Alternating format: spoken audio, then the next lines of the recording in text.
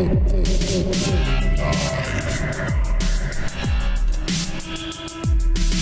back, and welcome back to the Underground Podcast. Cheers! And I fucked up because I'm still saying podcast. The Underground Broadcast. Cheers, you sons of bitches. Welcome back. Happy Friday, everybody. Cheers, Gomer. Joku. Let me hit it for you, Gomer. Press the wrong button again. What's your name, scumbag? Gomer Pie. Private Pile, I'm gonna give you 3 seconds to wipe that stupid-looking grin off your face, or I will gouge out your eyeballs and skull fuck you. 1, 2, 3. Shazam. I'm still determined to say that one of these days I am gonna have a sober white Mormon pressing all the buttons for me. So I don't have to be doing this shit. I'm fucking up every goddamn day. Super Saiyan Joku is here. Let's hit it for this asshole. I want to have the world's most comfortable pair of ultra soft.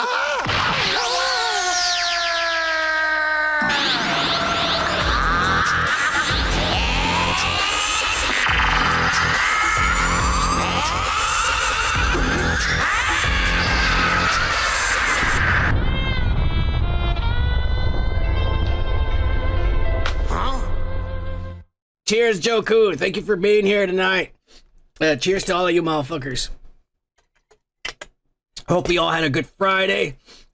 I've had a on and off week. Ups and downs. Piss offs. But I'm learning to not give a damn, if that makes any sense. That's the only way you're gonna get through life. By not caring, because it's really not important. It's tough, but you know, you gotta discipline yourself to not care about assholes and people, and just live your life, because if you start caring, then people start fucking up your day. I start realizing when you don't care, nothing can ruin your day. But it's a mental thing, man. You gotta do it up here, you know what I'm saying? Yeah. But we do have a hell of a fucking show for you guys today. Coming up later on, we do have Godzilla and Kong spoilers, all the leaks that came out this week that pretty much confirms everything. The Madam Web continues to be a meme online. We're going to review Halo. We also got some Deadpool spoilers or possible spoilers and shit. And of course, nothing is complete without your regular celebrity pop culture ass of the week. So stay tuned for that shit. As always, we start off with the goddamn comments, and we got a lot of comments this week, thank God. So let's start with that. We do have for you guys our brand new social medias at sunofman665 for Twitter, Underground Broadcast for the other two, and shit. You already subscribed, it's already there. So there it is, new stuff for you. Before I start reading the comments, though, I do want to read this first thing that got sent to me. If you send me stuff on any of those social medias, I will show them here. Super Saiyan Joku sending me this on IG. Super Saiyan Joku says, I've been all gas, no breaks. I got a late birthday. Oh, happy belated, motherfucker. Cheers to you, Joku. You son of a bitch. You didn't say nothing. He says he got a late birthday gift, about to trip on some shrooms. This fucking guy. In a cold basement. Why, bro? No way. Actually, you're going to warm up. Once you take the shrooms, you're going to start sweating and shit. You're going to be glad you're down there in the cold. Warm me up, son of man. I'm gonna send you some vibes right now. Do you feel warm? I hope you do, because my brain was rattling in there. At the Underground Broadcast, cheers, mother flowers. Hashtag live. Hashtag shrooms. Hashtag Mary Jane. Hashtag edibles. Hashtag marijuana. Hashtag Space Center. Hashtag THC. Hashtag smoke weed every day. Says, my birthday's on Wednesday. Oh, fucking cheers to that. Hey, that's a lot of fucking paraphernalia, motherfucker. You're lucky you live in a state where all that is legal, that you can walk around like, look what I got, motherfucker. I get busted over here and shit. I will say one thing. Whatever you send me, I'll post. It doesn't have to be paraphernalia and shit. If you went to the carnival and you saw a chick with a big ass and you managed to take a picture, I mean, send it over here. I'll show it for everyone. All you gotta do is send it on social media and shit. But cheers, Super Saiyan Joku. I hope you stay awake enough for the fucking broadcast. You son of a bitch. If you're gonna be that toasted, all fucked. This guy, he's watching us with one eye open. Half of your face is numb right now, you son of a bitch. That's badass, dude. That is badass. Alright. I'm gonna start with the first motherfucking comment. And it's Rocco fucked my life. Let me hit it for this Satanist. Oh baby, oh baby, oh baby. Rocco on the Madam Web spoilers video. He put, oh yeah, spoilers with the Son of Man. Cheers. Hashtag. Live. Surprisingly, that video didn't get us a lot of views. It was actually more like the Yeezy got us more views and shit. Yeezy is more popular than Madam Web. Well, of course. I mean, that goes without being said. I mean, everybody knows that. But yeah. We spoiled the movie. I showed you the videos and all that ass like we always do. And shit. It used to be better back in the day before Marvel started suing Reddit and Kevin Feige because we used to get the spoilers a month before. And the movies used to premiere overseas 3 or 4 weeks before. So we would show you the scenes before the movie even premiered on the US. But Marvel and Disney started being pussies. And now we get your spoilers that week, unfortunately. And we get your spoilers all throughout the year, too. And it ends up being true anyway, so it's whatever. Cheers, Rocco, son of a bitch. Excuse me. Our resident fucking Canuck. Indie Phantom. Let me hit it for this asshole.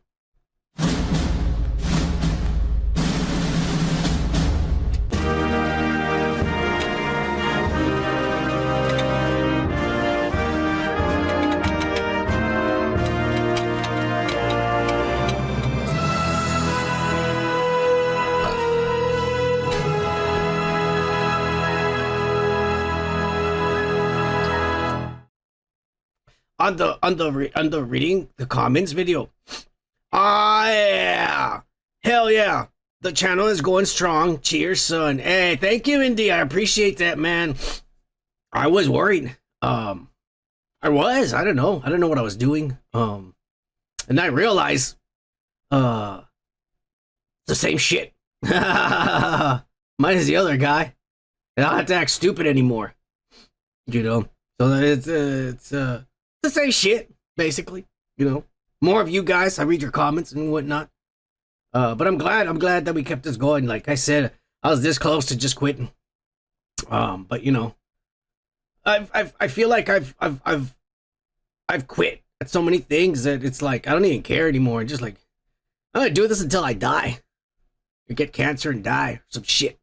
You know, fuck it. I don't care. If I only get 600 subscribers in the next 10 years, that's fine. Nothing else. I'm not doing anything else. I might as well, you know. So cheers, Indie Phantom. Thank you for watching us and for supporting the channel, each and every one of you watching us right now. Alright, let's go. Who else is next? Oh my god, this misogynist fucking rapist, no ma'am. God damn it. Let me go ahead and play his intro. I regret making this guy a woke pack member. This guy's gonna come out on the FBI list one of these days. Anyways, let me hit it for him. No, ma'am. National Organization of Men Against Amazonian Masterhood. No, ma'am, on the Madam Web spoilers. Thanks for posting this. Glad I won't spend money on this ass. Sony needs to quit it with these spin-offs. They really do. I'm not lying. They're always so bad. Craven is gonna suck as well. I will admit those scenes you're showing do look cool, but I'll just wait till it's on digital or on streaming to see it. Cheers, son. Hashtag. Live. It's gonna be a cult classic. This is gonna be like The Flash, where The Flash was good if you don't know nothing about comic books. And if you don't know who Ezra Miller is, basically. This movie was good if you don't know nothing about comic books. To me. I mean, I knew comic books and I was pissed. But I also, I got to a point where I had to turn my brain off and said, let's just try to enjoy the movie. And it wasn't bad. It wasn't bad. And there's a lot of chicks in it. So, you know, that's a plus. The problem with these Sony spin-offs, I've said it before. is you cannot have a movie about a Spider-Man villain without Spider-Man in it. Because most of the time, not all the time, but most of the time, the villain's origin revolves around Spider-Man. Venom's origin revolved around Spider-Man. So did, what was another movie they just made? Morbius. Morbius' origin revolved around Spider-Man. It's just like, there's just so much that I was like, God damn it. I don't know why they're making these spin-offs and shit, you know? And then they didn't even mention, like, they alluded that it was baby Peter Parker, but they never actually said baby Peter Parker and shit. Gomer, Google is censoring you right now. You better stop fucking saying cock and ass. That wasn't me. I don't know. Google redacted your statement. They said, oh, this guy's being racist. The moderator just got censored on YouTube. That's funny. Cheers, no ma'am, you fucking racist. Cheers.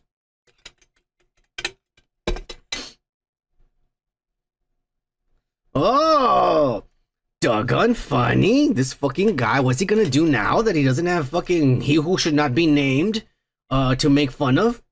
Let me hit it for this dick. Woke as fuck. Yeah, and not to mention, he who should not be named made your fucking intro, Doug. Anyways, I'll be honest, it's kind of on the podcast video, Doug says, I'll be honest, it's kind of weird not seeing two Mexicans on here. Son, great job, Matt, respect for you. You managed to pull this off on your own. Cheers. Yeah, I didn't like when I say Travis push Reed on the Super Bowl. I think he meant to say Saw. Yeah, I guess so. Super disrespectful. Hey, I saw Madam Web with my kids and the theater was empty except for us. He puts a bunch of laughing faces, this guy. It sucked. Cheers, son of man. Hashtag.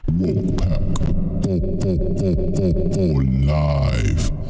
I haven't met anyone who's actually gone to see it and who paid for it. I haven't. Yeah, man. Thanks for your support. Thanks for sticking around. And yeah. Cheers to you guys. I appreciate all of y'all support on the real for y'all and just watching and shit. You know, we don't have a lot of subscribers, but it don't matter. We do what we do. And like I said, this is just a Friday nights for y'all. An outlet to have in life, you know, because life sucks. You got to do something outside of your job, because if all you fucking do is work for 10 hours a day and then go home and sleep for the next fucking 8 hours and then wake up and go to work again, then what the fuck is that living? That's not living, that's being a fucking robot, you idiot. You got to do something after work, find a hobby, a craft, something you're good at, masturbate, something. Just go to sleep and do nothing. That's for everyone out there. All right, do something with your lives. God damn it. You don't have to fucking, not everyone's going to grow up to be Lil Wayne. All right. You can still do something. It's creative. For fun. You know, find something you're good at and do it. Yeah. Cheers, Doug. I'm funny. Thank you for supporting the channel. Oh, a new guy on the X-Men 97 Sucks video. Can't wait for... Wait, Steven Listen is his name. He says, can wait for this show. This is why I think sometimes people use their phones, like Doggone Funny before, like it said say instead of saw. And I feel like when you comment on your phone auto corrects you, thinking it knows what you want to say, and you press enter, even though you typed in the right thing. But this one's tricky. Because this guy can either mean, I can wait for the show, like I'm not excited about X-Men 97. Or he could say, this could mean can't wait for the show, like he is excited about X-Men 97. Or maybe he thinks X-Men 97 sucks, and he can't wait till Friday to watch my show. Holy shit. And that's really what he means? He can't wait for this show, you guys, to see it. I don't know. This could be a million things. Make sure you proofread your messages, you fucking guys. Google fucking thinks it's better than human beings, and it wants to correct you for you. and correct the things you say. Fucking idiot. Not you, Google. Google's an idiot. So make sure you check before you press enter or send that Google didn't correct your fucking shit. You know what I'm saying? Cheers, Steven. Listen, thank you for watching or subscribing, or yeah, I don't know if you're subscribed, but at least you watched one video. So I'm gonna give you the DJ horn, son of a bitch. Cheers.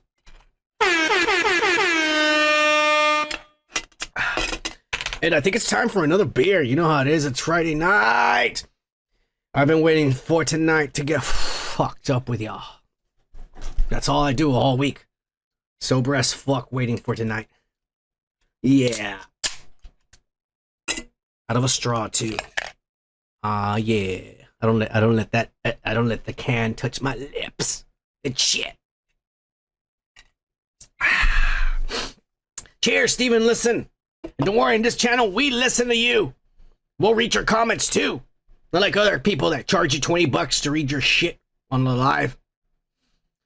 They ain't no super chats here, bitch. Indie Phantom on the Mark Ruffalo gets a Hollywood star. This fucking communist.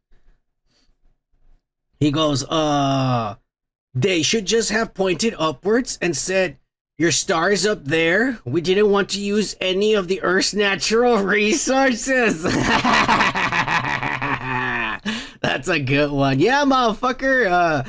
We don't want to use natural resources. We're just going to pretend it's right there. This empty block right here that's just black. That's your star. We conserve all resources and energy. Dumb son of a bitch. Yeah.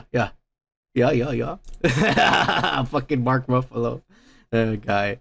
He's a good actor. He's just an idiot. He needs to keep his mouth fucking shut and just make movies. All right. Nobody gives a fuck about your opinions or what you believe in. Idiot. You're a movie star. Just make the movies we like. Cheers. Indie Phantom. All right. Who else is next? Oh, shit, you guys. Oh, all right. It's none other than the most racist, misogynist, orange, tanned son of a bitch that's ever existed on this planet Earth. The trumpets will sound.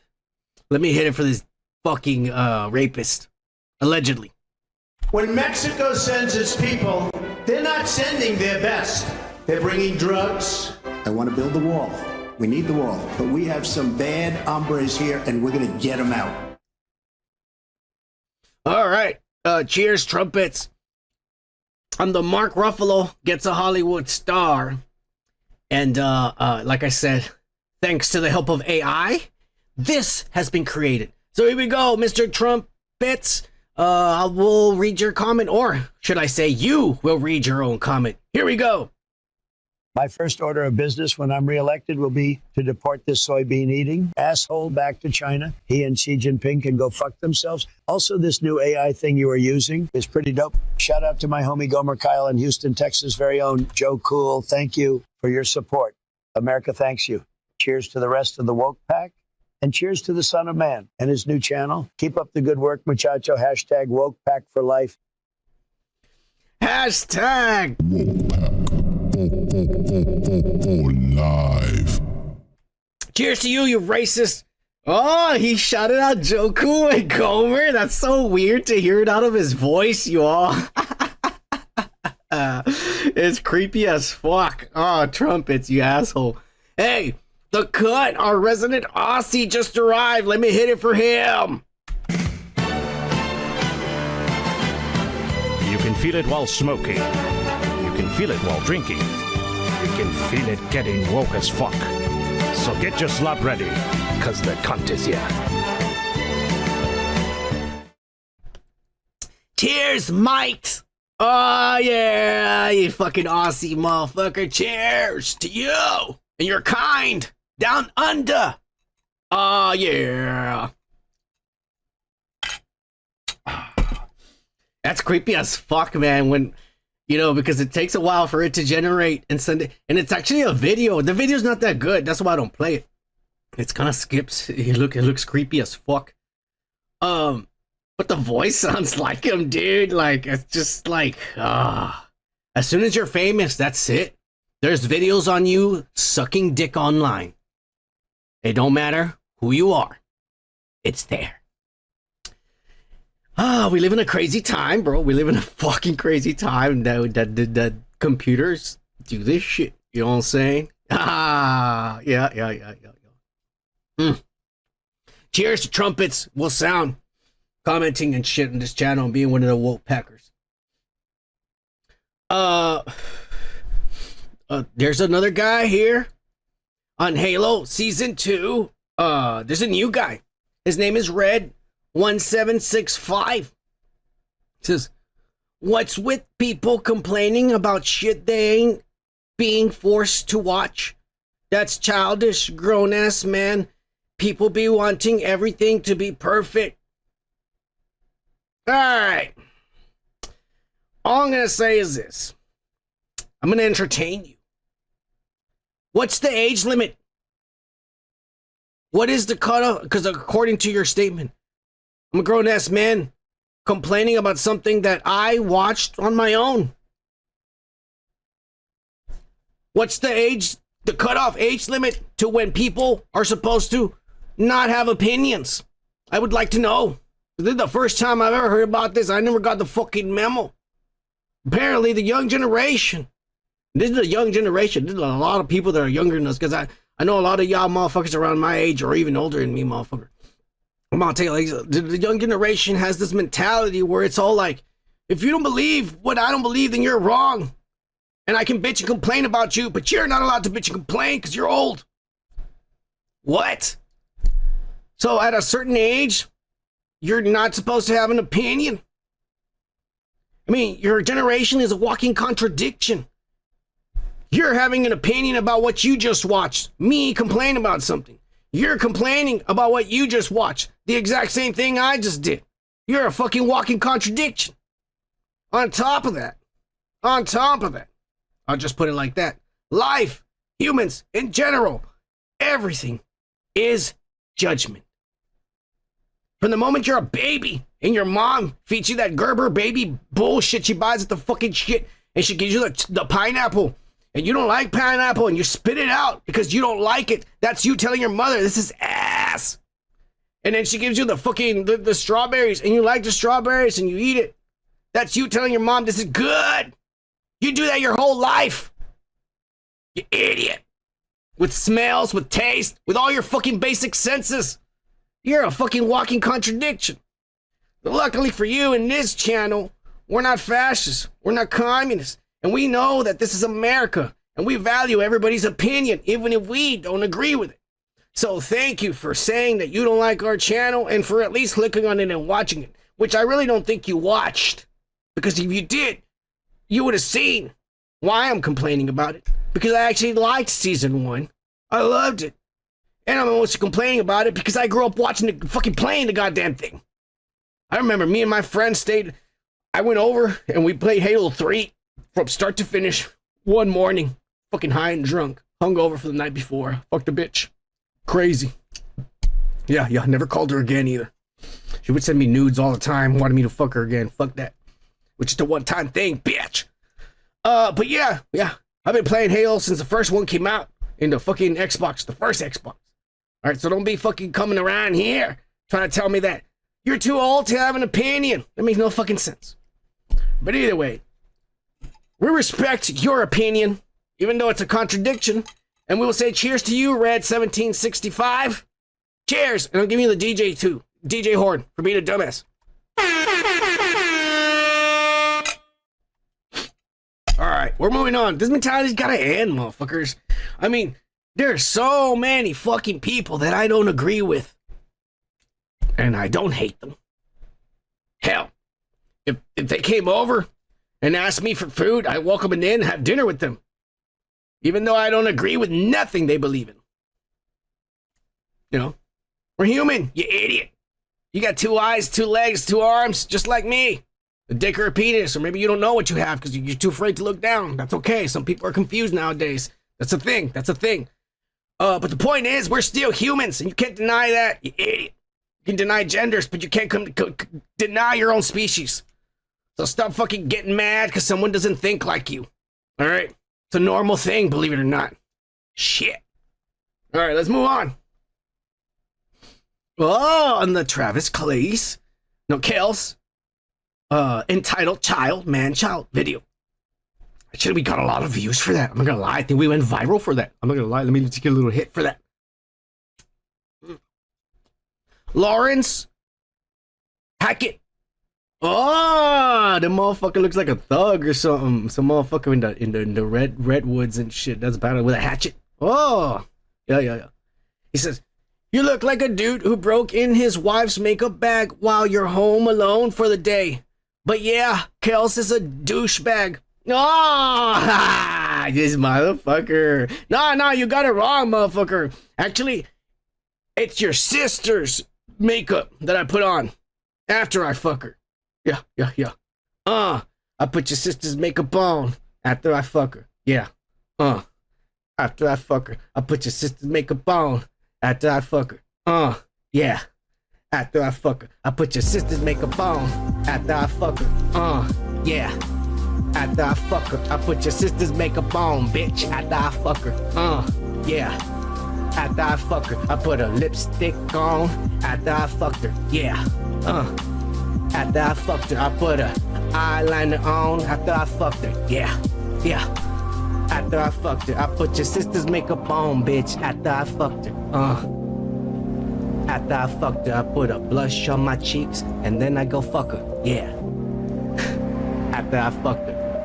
And if you ain't got a sister, I put your mama's makeup on too. And then I go fuck her. Cheers, Lawrence! Oh yeah! Thank you for commenting, motherfucker. I'm still pissed about Kelce and shit. That fucking everybody think he's a hero and shit. He should be kicked off the team or benched for the next season. Something, fined. Something, man. But nothing's happening to that son of a bitch. All right, you guys, let's move on. Hey, thank you for commenting on the real Lawrence. I hope you like that little shit I did right there. Y'all motherfuckers gonna bring out the rapper in me. I don't fucking do that shit anymore. I'm retired, motherfucker, all right? I went hard in the game. I play you some of my songs during the breaks and shit. I went hard, but that's about it, you know? Because if I did songs nowadays, I get canceled right away. All right, I get canceled right away. You don't like the songs I make. It's all about fucking and shit. Licking dicks and shit. Y'all don't want none of that. Y'all ain't ready. Not even the gays or the lesbians are ready for Son of Man. That's why I say I gotta put it down. They ain't ready for that shit. Anyways, J Hart W. Some guy with is that a nipple? I don't know what that avatar is. Like a nipple or something. Cum on a bowl or something. I don't know. I'm fucked up, bro. I watch too much porn. I don't know what that is. That's something weird, y'all, on his avatar. Y'all tell me in the comments what you think it is and shit. Anyways, this guy on the Travis Kelce entitled Child says, I don't know who this Boy George guy is. This guy. But he makes a good point. Old-fashioned values have completely disappeared from this new generation. I saw this old woman walking down the street with groceries the other day, and she dropped a bag. Oh. Some teens were nearby and just laughed. I literally pulled my car over and helped her. Kelce is a disgrace to professional ball players. There is no respect for the older generation. Like, it's like, I don't know what these millennials did when they raised their kids that they told them not to respect. I'm your mother. You better not have any respect for me, and you better always stand up for yourself because you're always right and you're better than me. Is that how you raised your kids? I don't understand, y'all. I don't understand what the world is like nowadays. I understand what this guy says, but maybe like this Boy George shit. I'm getting tired of this. I don't look like Boy George, sons of bitches. That motherfucker wore hats and shit and had red hair. My hair's white. All right, and I think I'm a little bit more handsome than that son of a bitch. That guy was, too pussy looking.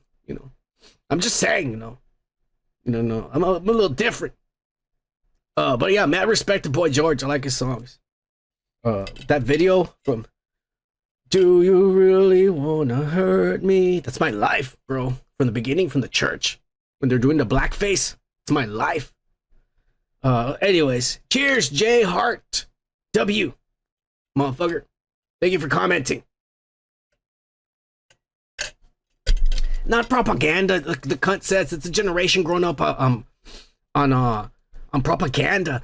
It's a generation that was told that they deserve what they want. That's not how life works. You have to actually work and be good at something. Not everyone gets to be Lil Wayne. Not everyone gets to be fucking Elon Musk. Why? Because not everyone can rap.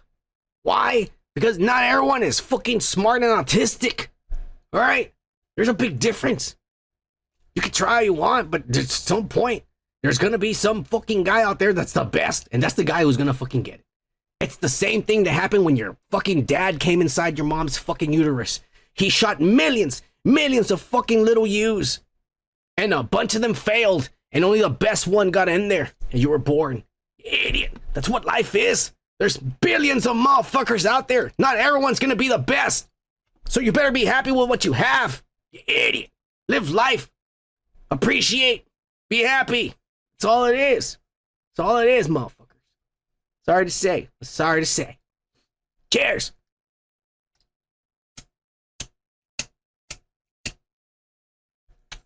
These kids were told that if you want to be this, you will be that no matter what. And if somebody denies you, you're going to cry and bitch and complain and call racisms and communisms and all that shit until they give you the award you feel you deserve for not working hard or being talented.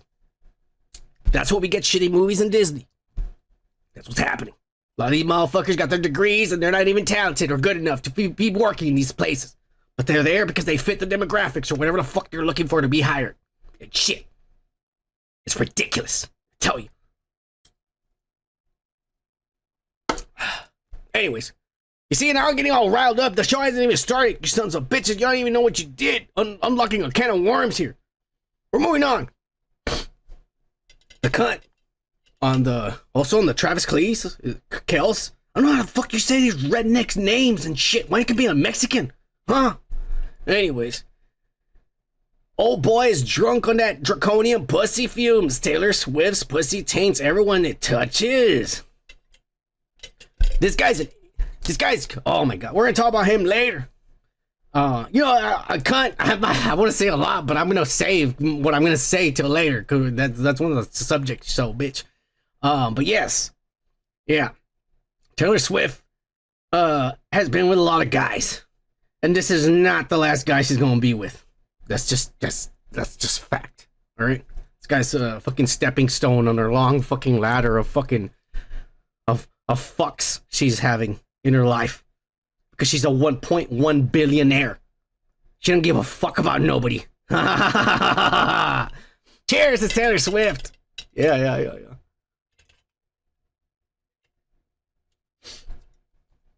All right. Let's see who else is next.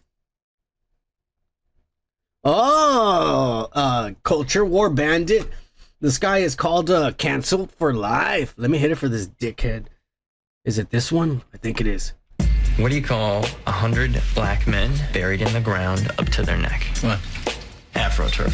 So another. How do we know that Adam and Eve weren't black? Oh. You ever try to take a rib away from a black man? Okay, what are three things that a black man can't get? A black eye, a fat lip, and a job. I told you I'm gonna kick this boy.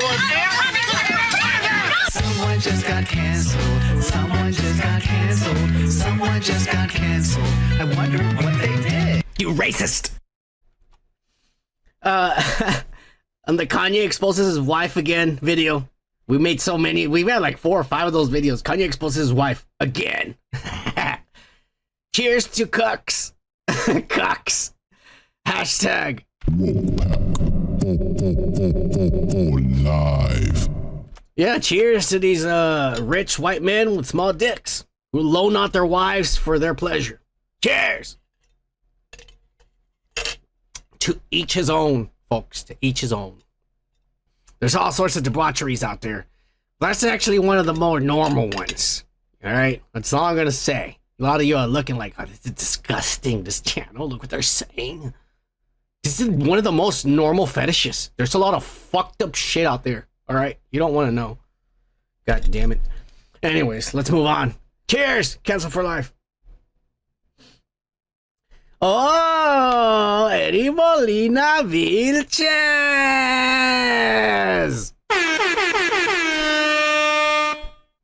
This is a motherfucker that I've been trying to make a woke pack member since day one, since year one. This son of a bitch is always like fucking on the run from the police. This guy, you know who this guy is? This guy's DB Cooper and shit. He's the real one. He's still on the run. Fucking burner phones and shit. Anyway, that's why I never been able to fucking give him anything as a prize and shit. But he says, what up, my brownskis? Long time no see. It's Eddie Molina Vilches. I like your new channel. You're doing great, son. Hey, thank you, Vilches. I appreciate that, bro. I'm glad you still watch, bro. I knew you were watching. I believed Vilches. I felt it in my heart. I'm like, this son of a bitch, this Mexican still watches. I know he does. Something's going on in his life. He doesn't have a phone. He's on the run from the cops. But I know he finds a way to watch us every week. I believe it. I knew it. I believed it. He also said, it's 6:47 a.m. in Pueblo, Colorado. Oh, shit, this guy's really on the run. Oh, where I'm at, and been up all night catching up on your videos. This guy's been watching everything for 5 years. Fucking videos over and over. Hey, you need to fucking just put it on loop and shit, because we need more views so I can monetize. I want to make $1 a day, you sons of bitches, and buy a pound of weed and then show it off. Here, look what I bought with the money you all made for the channel. And I'll show it here. It'll be badass. It'll be badass. Try to get a $1 a day monetization so I can get a pound of weed at the end of the year and show it off right here. Anyways, I haven't had a phone for a while, but I'm back now. My drunken stoner friend. And he put a laughing emoji. Oh, cheers, Eddie Molina Vilches. We love you.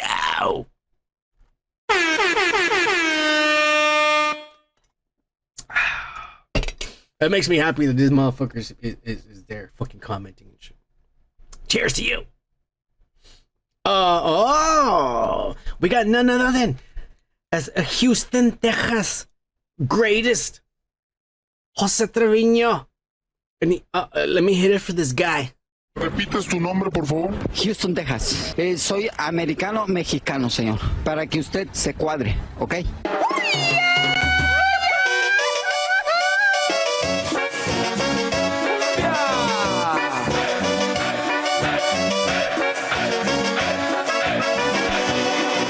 Me tienes envidia, puto.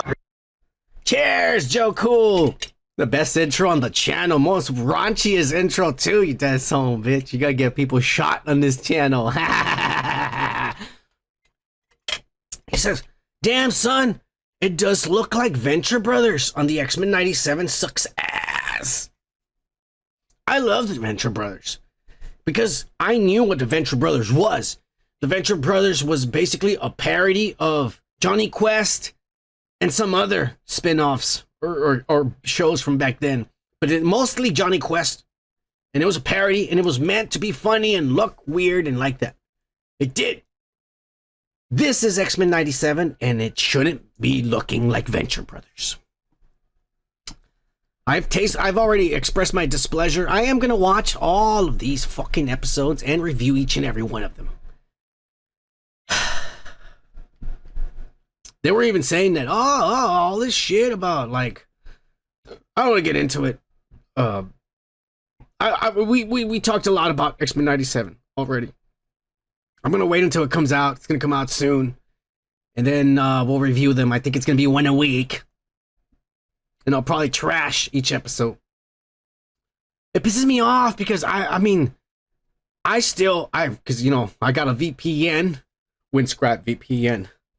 And I got that, and so I've always downloaded a lot of things. I have shit from Disney, old school, Tailspin, DuckTales, Care Bears. I have Care Bears, motherfuckers. I was a little boy watching that shit. I have Care Bears. I have fucking the gummy bears. You guys, I don't know if you ever saw the gummy bears. They'd bounce around and shit. They take a drink a little juice and they bounce around like a bunch of idiots. Shit. I have that. DuckTales, Tailspin, all these like, you know, Disney stuff, but I also have a lot of like 90s stuff. I have like the old Iron Man, the Fantastic Four cartoons. I have the old Spider-Man from the 90s, the X-Men series. I have a lot of X-Men series. There's a recent one, the most recent one that I thought was perfect, and they canceled it, was Wolverine and the X-Men. It was called. It was perfect. The story, I mean, it wasn't following it was borrowing stuff and reimagining, but it was perfect. And they canceled it after the first season. It pisses me off. But I have all that shit, man, and I've always gone back and watched X-Men 97 and Spider-Man 1994. I've always gone back and watched those, like religiously, and so I love all that shit. And it pisses me off that if you're gonna do a continuation, why is it not a continuation? Why is the story different? Why do the characters not remember certain shit that was said in the last episode? And all of a sudden, why is Magneto here? Because Charles Xavier said so, you idiots! At the end of the last episode, Magneto's in charge. Goodbye, you idiots. They're surprised and shit.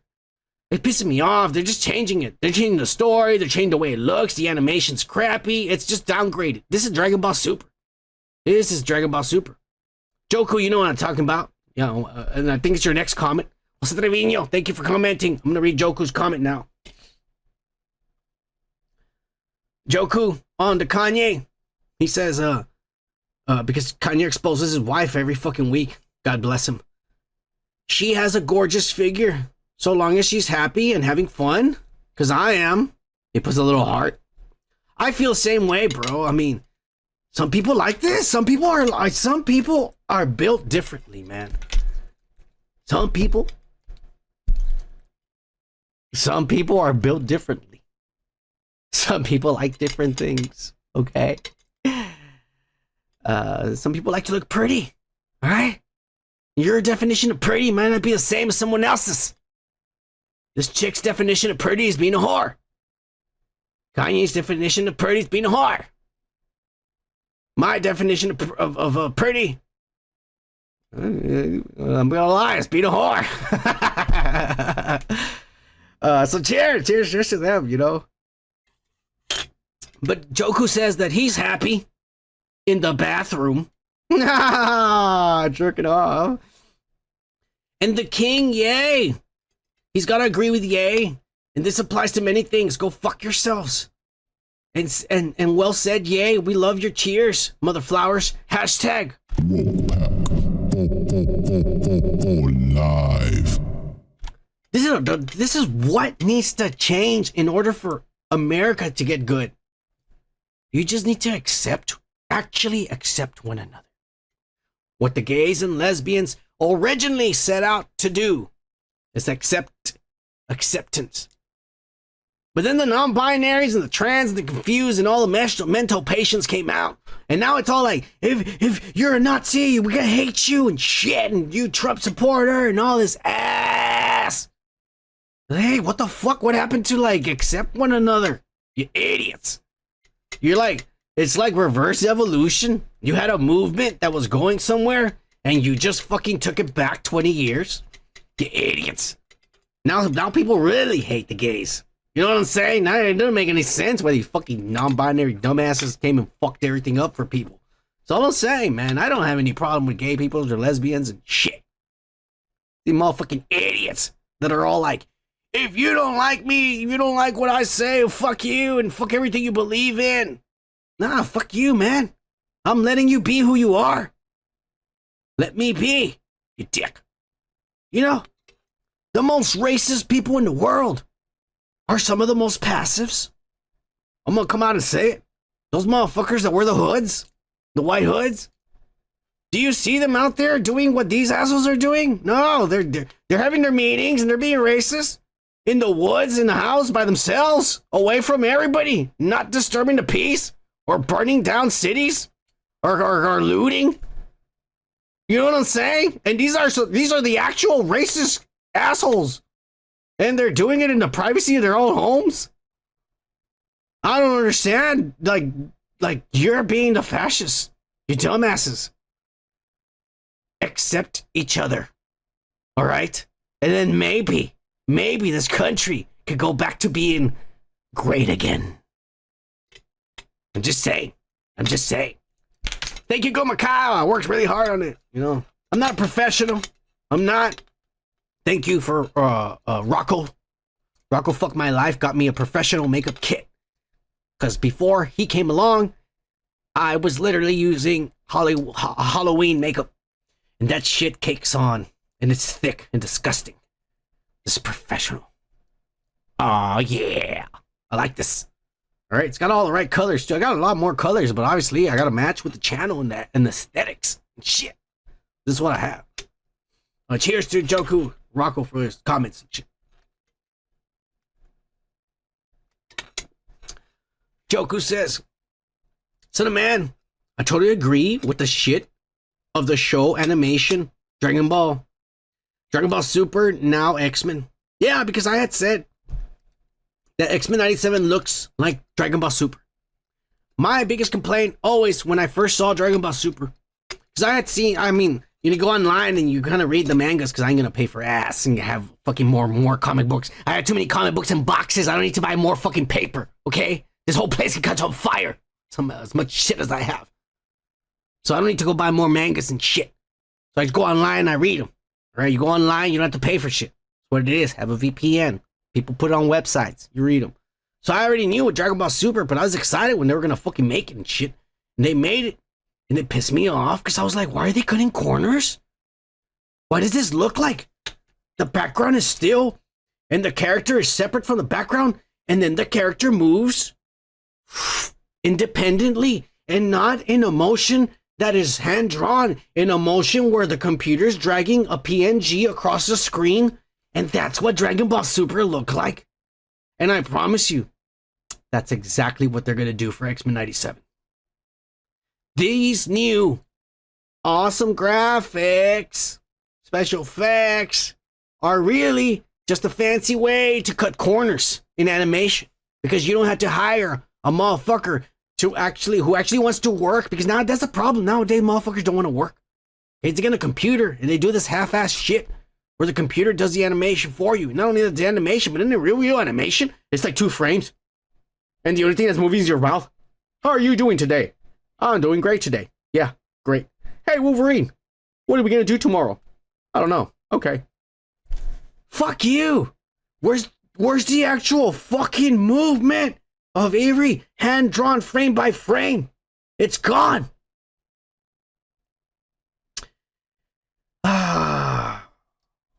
These companies are making billions of dollars, and they're feeding you trash, and people are just accepting it. And I'm the dickhead for complaining about it. I'm the old man, the grouchy old man for complaining about it. You wonder why I don't pay for shit? You wonder why I don't pay for shit? Why I gotta pirate shit? Jack Sparrow Bay right here, motherfuckers. You wanna know why? Because of shit like this. Why am I gonna spend $13, $15? I think it just went up. I think it's $15 a month with ads. If you want the ads taken out of the commercials, you gotta pay an extra fucking $6. Why am I gonna pay $20 a month for shit that's not even half as good as the shit that was fed to me on broadcast television 20 years ago? Fuck you. That's all I'm saying. That's all I'm saying, bro. I don't think I have legitimate reason to complain about this shit. I really do. Fuck you, children who don't like people to tell you the truth. You don't like the truth being told to you. Fuck you. Super Saiyan Joku, also on the Kanye West, he went back and he said, "Oh man, I might sound corny, but I'm horny."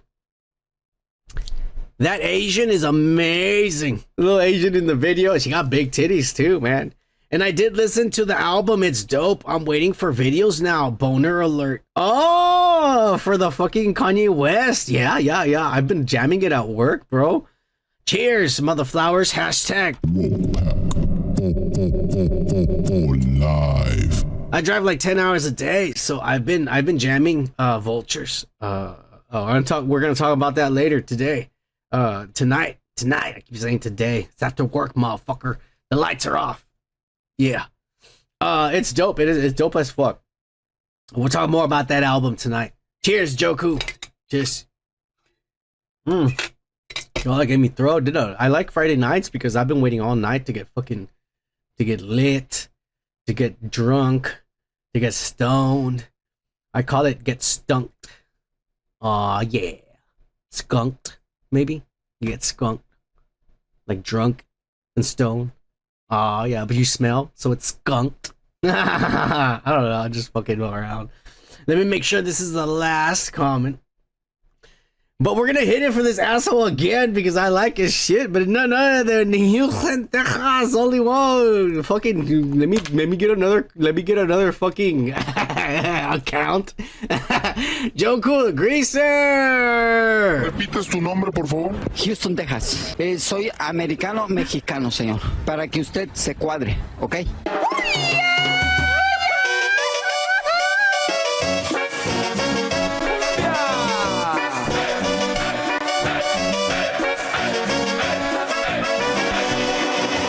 Tienes envidia, puto.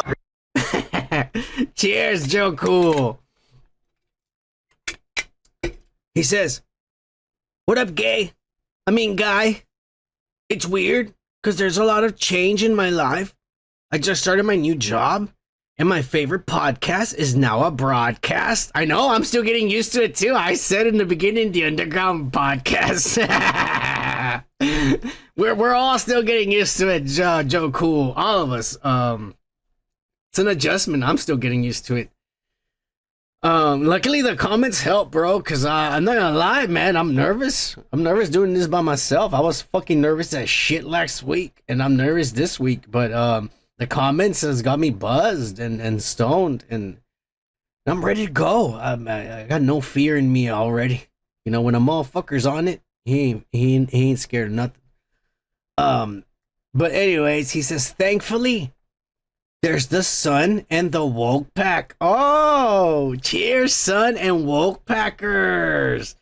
Bunch of beers. He puts hashtag Woke Pack World Order. Hashtag Woke Pack World Order. Yeah, I don't have that shit. Woke Pack World Order.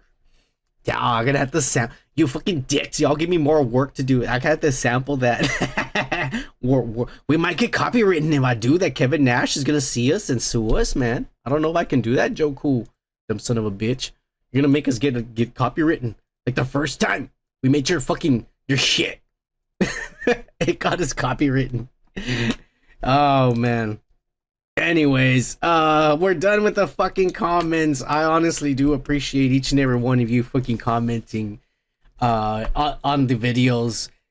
We get a brand new people that probably don't even subscribe, commented, trolling, or just talking shit. That's fine. Like I said, I value everyone's opinion. Everyone has a right. If you don't like something, fucking say it. You shouldn't be afraid to say you don't like something. You shouldn't. There's nothing wrong with that. I mean, that's like some reverse fucking government shit where they're all like, make them feel that they're not supposed to complain. Why? If you don't like something, you should be able to say, I don't like this. I don't like how this tastes, how this sounds, how this looks. You should be able to say it. And so I will always read comments. If your comment gets deleted, it ain't me. It's YouTube. I tell you, misspell bad words. Take it easy on the racisms and try not to offend the Jews. I'm just being honest. Just YouTube had some of y'all have had your comments deleted.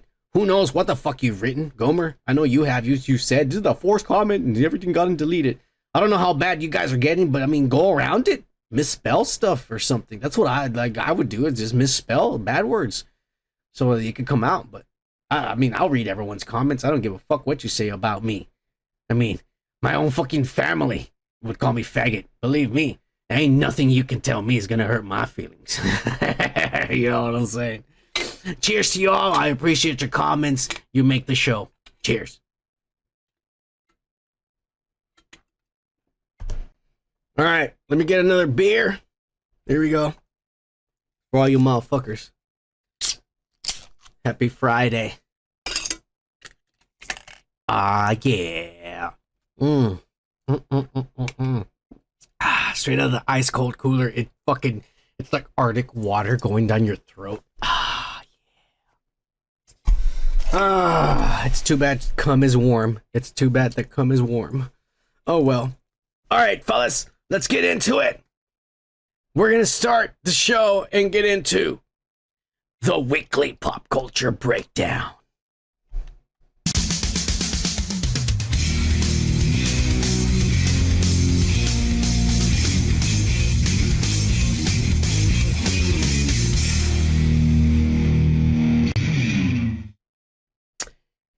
All right, and this week, still the talk of the town.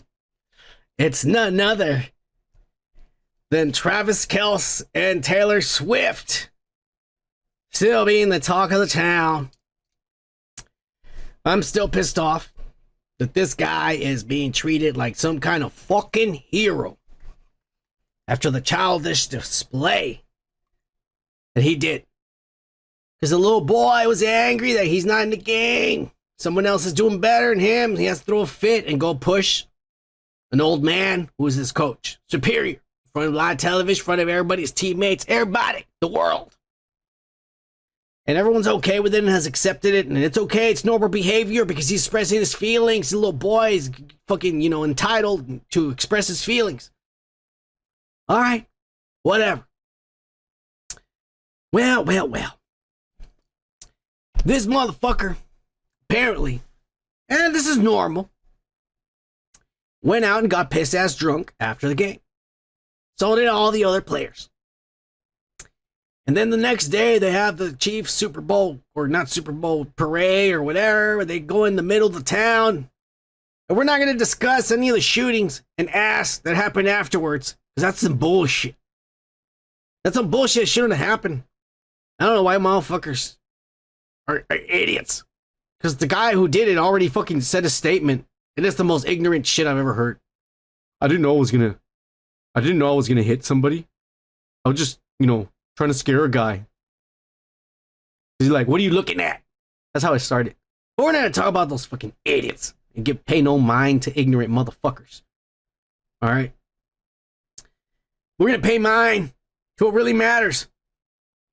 The famous people. Celebrities. Not these broke-ass motherfuckers with guns killing people. Fuck them. After a night of drinking tequila, they go into Super Bowl parade and shit. And this fucking 12-foot tall dumbass, this drunk self goes up there. Oh my God. He goes up there like a drunken idiot. Starts to try to sing Georgia Strait's Friends in Low Places. I'm a little drunk right now myself. We got friends in low places here. Oh yeah, cheers. Well, let me show you the video of more embarrassment to this guy on top of him pushing old men. Let's show more embarrassment. Here we go. Follow my roots. I sold up in booze and ruined the Niners affair. The last one to know. We were the last one to show. We were the last one they thought they'd see there.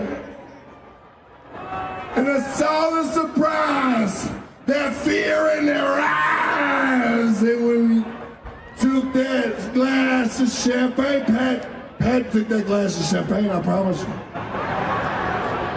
When I toasted you, honey, we threw what I never, what?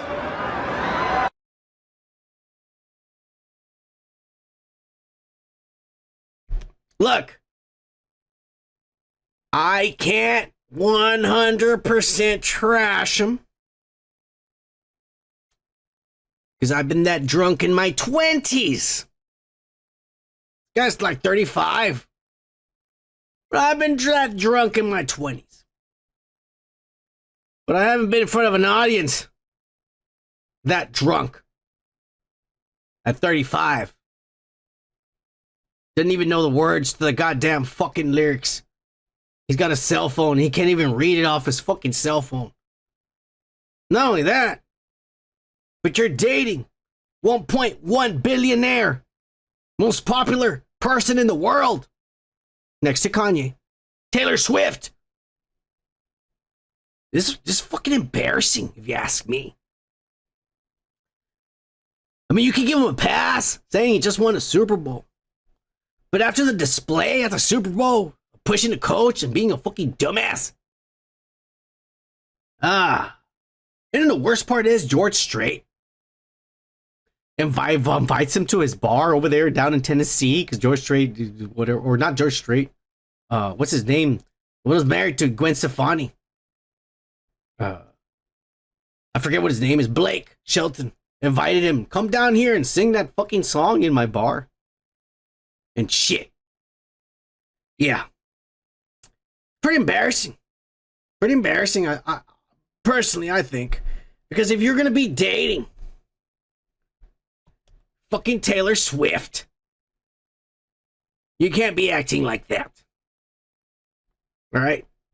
Not only that, this guy, he's, you know, let's be honest. Football players aren't the brightest persons in the world. All right? They're not the smartest guys up there. They're just, you know, they're big guys, and they know how to hit people and catch the ball and run really fast and shit. That's what they're there for. All right? They're not that smart. This little girl, she's gone out with fucking really smart guys. I mean, she went out with Tom Hiddleston, Loki. That's a thespian actor, for fuck's sakes. Mind you, as soon as they broke up, he went and married a chick right of the next chick he fucking met. He married her. I don't know what's wrong with this little girl. She must have a lizard tail. I'm telling you, she's a lizard. Her fucking, her tail is tucked into her asshole, and she just pulls it out when she's ready to fuck. Yeah. She's draconian. She's draconian, purebred. She's lineage for sure.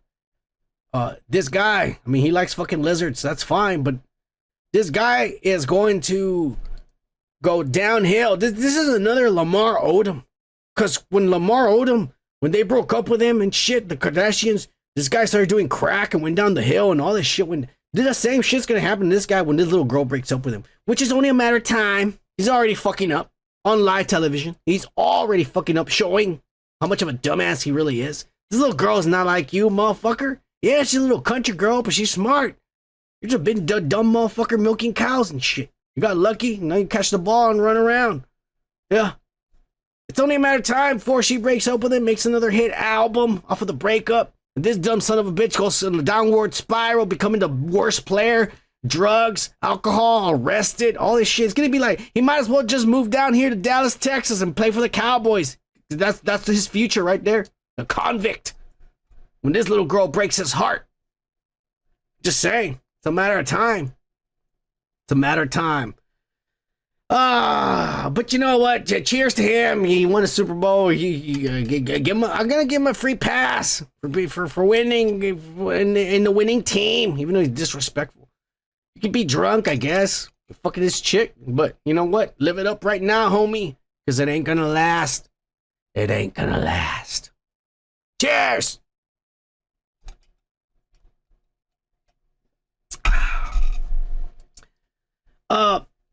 Earlier this week, Jon Stewart premiered his second fucking episode of The Daily Show, because he's back. Everyone got sick and tired of that one-sided liberal Trevor Noah always complaining on America, American values, American politics, American society.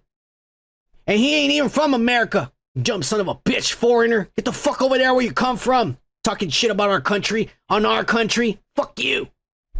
Only motherfucking Americans can complain about America because we were born and bred here. You dumb son of a bitch. Some foreigner come over here, make a show, talk shit about this country. Fuck you. That's why no one liked that son of a bitch, and he's finally gone. Nobody laughed at his jokes at the goddamn fucking show he hosted. Dumbass. Anyways, back to it, because I'm getting fucking pissed talking about Trevor Noah. His second show premiered to 1.3 million viewers. The highest fucking viewership that show has ever had since the last time he said, I'm done. This is the last show. That was the second highest. This one beat it. And this is the second one. Why? Because last week on his first show, he went all out. He trashed Biden. He trashed Trump. He trashed the government, the United States. Nobody was safe from this asshole. We're back. We're back to it. Unbiased. Everyone gets a dick up their ass. Fucking journalism. That's the way it should be. With these assholes, it's two sides of the same coin. Why you all keep fucking believing it and playing into that shit? That's all he's saying. Unfortunately, we do live in America in 2024. Yeah. Somewhere between 2015 and now, there was a huge shift in the age, generation, and I don't know what else. Some asshole, I don't know, got mad at somebody. Some shit happened. And now we have what we have and live with today. But apparently, a lot of people were pissed. Jon Stewart. Mostly the left side of the American public came out and they were all like, hey, he's making fun of Biden and Kamala Harris. Fuck this guy and fuck this show. And they were condemning it and talking shit left and right. That's expected. It is 2024. That's nothing new. But then, folks, the right came out and they started complaining. Hey, they're making fun of Trump. They're making fun of Jesus. What the fuck? And all hell's broken loose. Everyone's going after Jon Stewart and The Daily Show. What the hell is going on in this country where a motherfucker cannot have an opinion? You have to pick a side.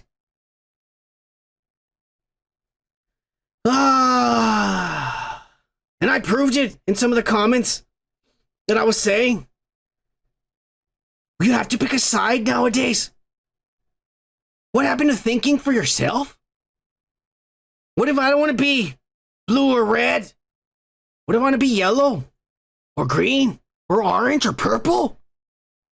Why do I have to choose and be part of you two idiots that keep on fighting with each other? You do realize we live in the same country and we're all suffering with the same goddamn problems. And you want to complain when someone else is pointing out the defects in your beliefs. That's crazy, my friends. The day and age that we live in. Your opinions, your own opinions, do not matter anymore. You either have to choose these guys' opinion or these guys' opinion.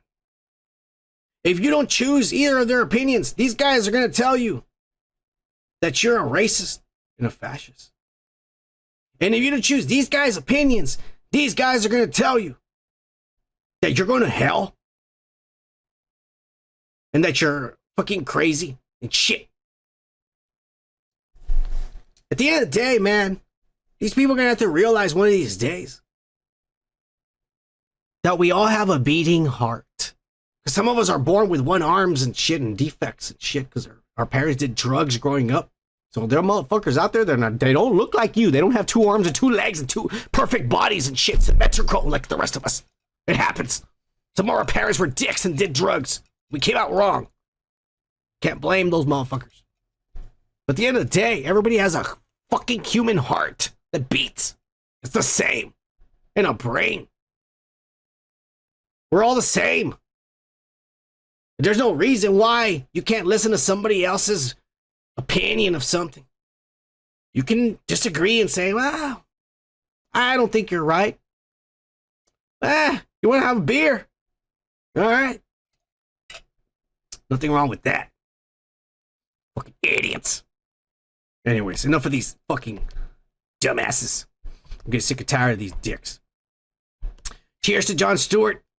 And coming on here on The Daily Show. Hey, there's somebody called the lovely Sherry. A possible female, non-binary, identifies as a male. I don't know. She may identify or disclose for it if she likes. But we want to cheers to the lovely Sherry for being here. Cheers! Welcome to the Underground Broadcast. All right, let's keep going, y'all. Play nice in the comments, dicks. We're not done with celebrity shit that happened this week because none other than Machine Gun Kelly went off and got one of the craziest tattoos. They said they used 44 needles and took like a whole week sessions and shit. And he covered, blacked out a lot of his body had like this crazy like patterns and a cross. That's a cross. It's not an upside down cross, it's a regular cross because he doesn't want to go full satanic. Not yet, not yet. Personally, I'm not a big fan of blacked out tattoos. I really am not. But for him, it looks way better than the dumbass shit he had on top of that. I am not a fan, I'm sorry, of graffiti. Is what I call it. I don't know what it's called. Graffiti. What I mean by graffiti is random tattoos that nothing matches or makes sense. He has that. Another guy who has that, Travis Barker, has that. Lil Wayne has that. You can't tell with Lil Wayne because he's a little darker than motherfuckers, you know. But if you go on the internet and you look at his tattoos, it's just randomness. Aliens, basketballs, fucking names, shit like that. I call that graffiti because it's just randomness. I've never been a fan of that kind of tattoos. To each his own. I'm very symmetrical, personally. I like things to match, to make sense to what I'm doing, a theme and shit. You know, I got all nothing but Egyptian shit and, you know, shit like that. Life and death. That's just my way of thinking. They don't too bad. I mean, he's got the money and shit. I'm kind of wondering if that fucking red streak across his head is a tattoo. That's actually what I'm mostly wondering and shit. The lovely Sherry thinks it's painted skin, not a tattoo. It does look really perfect. It does look really, really perfect where I don't think a tattoo artist, I mean, I don't know, man. There's some really good tattoo artists out there. But they could get the lines that perfect. It does look painted on. You're absolutely right. It really, really looks painted on. It really does. But I think he did it. He has the money and he's pretty much a plant, an interscope plant. Because his music, I'm sorry, but sucks. He was better as a rapper. I don't know about this rap, raw, punk, pop, rock thing. I've never been a fan of it. It's like when Lil Wayne did his rock album. I didn't like any of that shit. And did the same thing. I don't know what he's doing. Hey, you know what? At the end of the day, I cannot be mad at anybody who's making money. You know? Everybody wants to make money. This guy has the guts to black himself out in the name or in the process of like, let me make some money for myself, my hot bitch that I'm fucking. Kudos to him. And if Megan Fox fucks you because you did this to your body, for real, bros. Cheers to Machine Gun Kelly. That's all I'm gonna say. I mean, if I have to do that to fuck Megan Fox, I think I'd probably do a henna. Or what is it? Is it called henna or kenna? It'll last for 2 weeks. I'll fuck her for 2 weeks, and then when it fades away, you You lied to me. Fuck you, bitch. I got what I wanted. That's what I would have done. But whatever, dude. You're fucking Megan Fox. Cheers.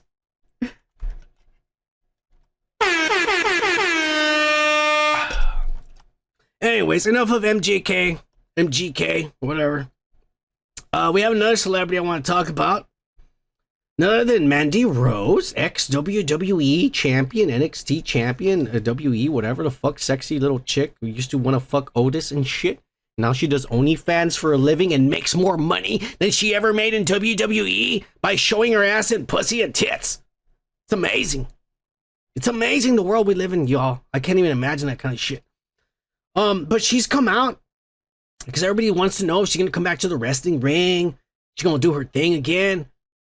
But they came out and she's talking about like, no, OnlyFans is treating me good. And here's a little video clip of how good OnlyFans has been treating her, y'all. Check this out. I've had one person, I won't say any names, one person, and this was on Fan Time, spend $55,000 on me. 50 what? 1,000? 55,000. So in my head, I'm whatever his name is. Thank you. So I'm like, wow, what does he do for a living that he's able to spend this kind of money on one person? $55,000. $55,000. And it wasn't in like even, it was less than, I mean, it was definitely over a little time period, but it was, yeah. Wow. Wild. So thank you. So it is kind of crazy.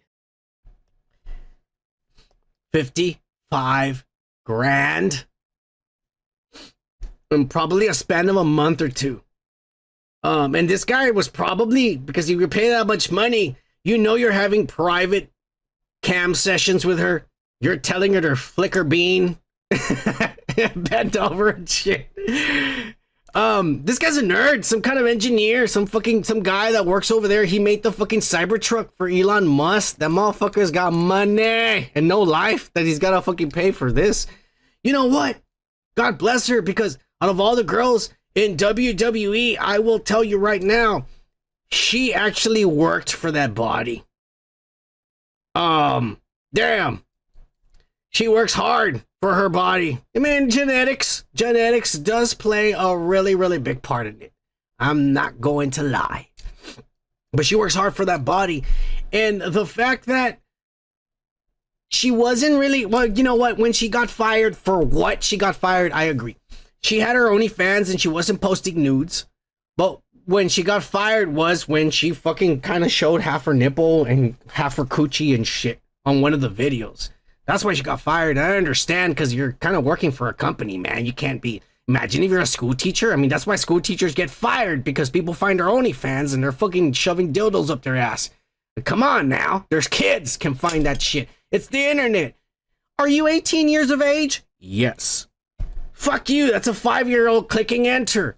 You know what I'm saying? There's no restrictions on the internet. There's no fucking blocks and shit. That's some ass. So I understand why they fired her. But kudos to her, because she realized, hey, I was the hottest chick in that fucking place, and I can make money. Yeah. She's not doing actual porn. I'm sure her boyfriend fucks the shit out of her. But she's doing semi-porn. You know, they're like porn for women. For men who are women. Cheers to Mandy Rose. I never fucking want to diss anyone for making money.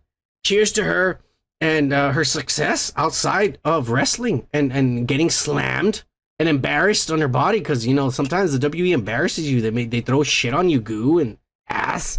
They do that. So cheers to her for making money. More money than we'll ever have. I'll tell you like that. Cheers to her.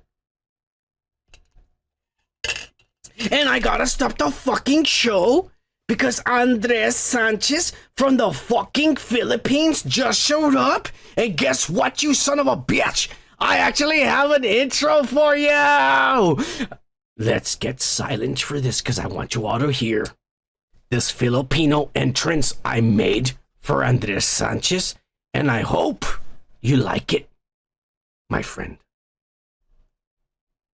We don't test any of our products on animals. We use Filipino children. Hoy! Putang ina mo! Yung mga barkada mo! Nangbabato sa bahay namin! Ha? Putang ina mo! Yung mga barkada mo! Cheers, Andres Sanchez!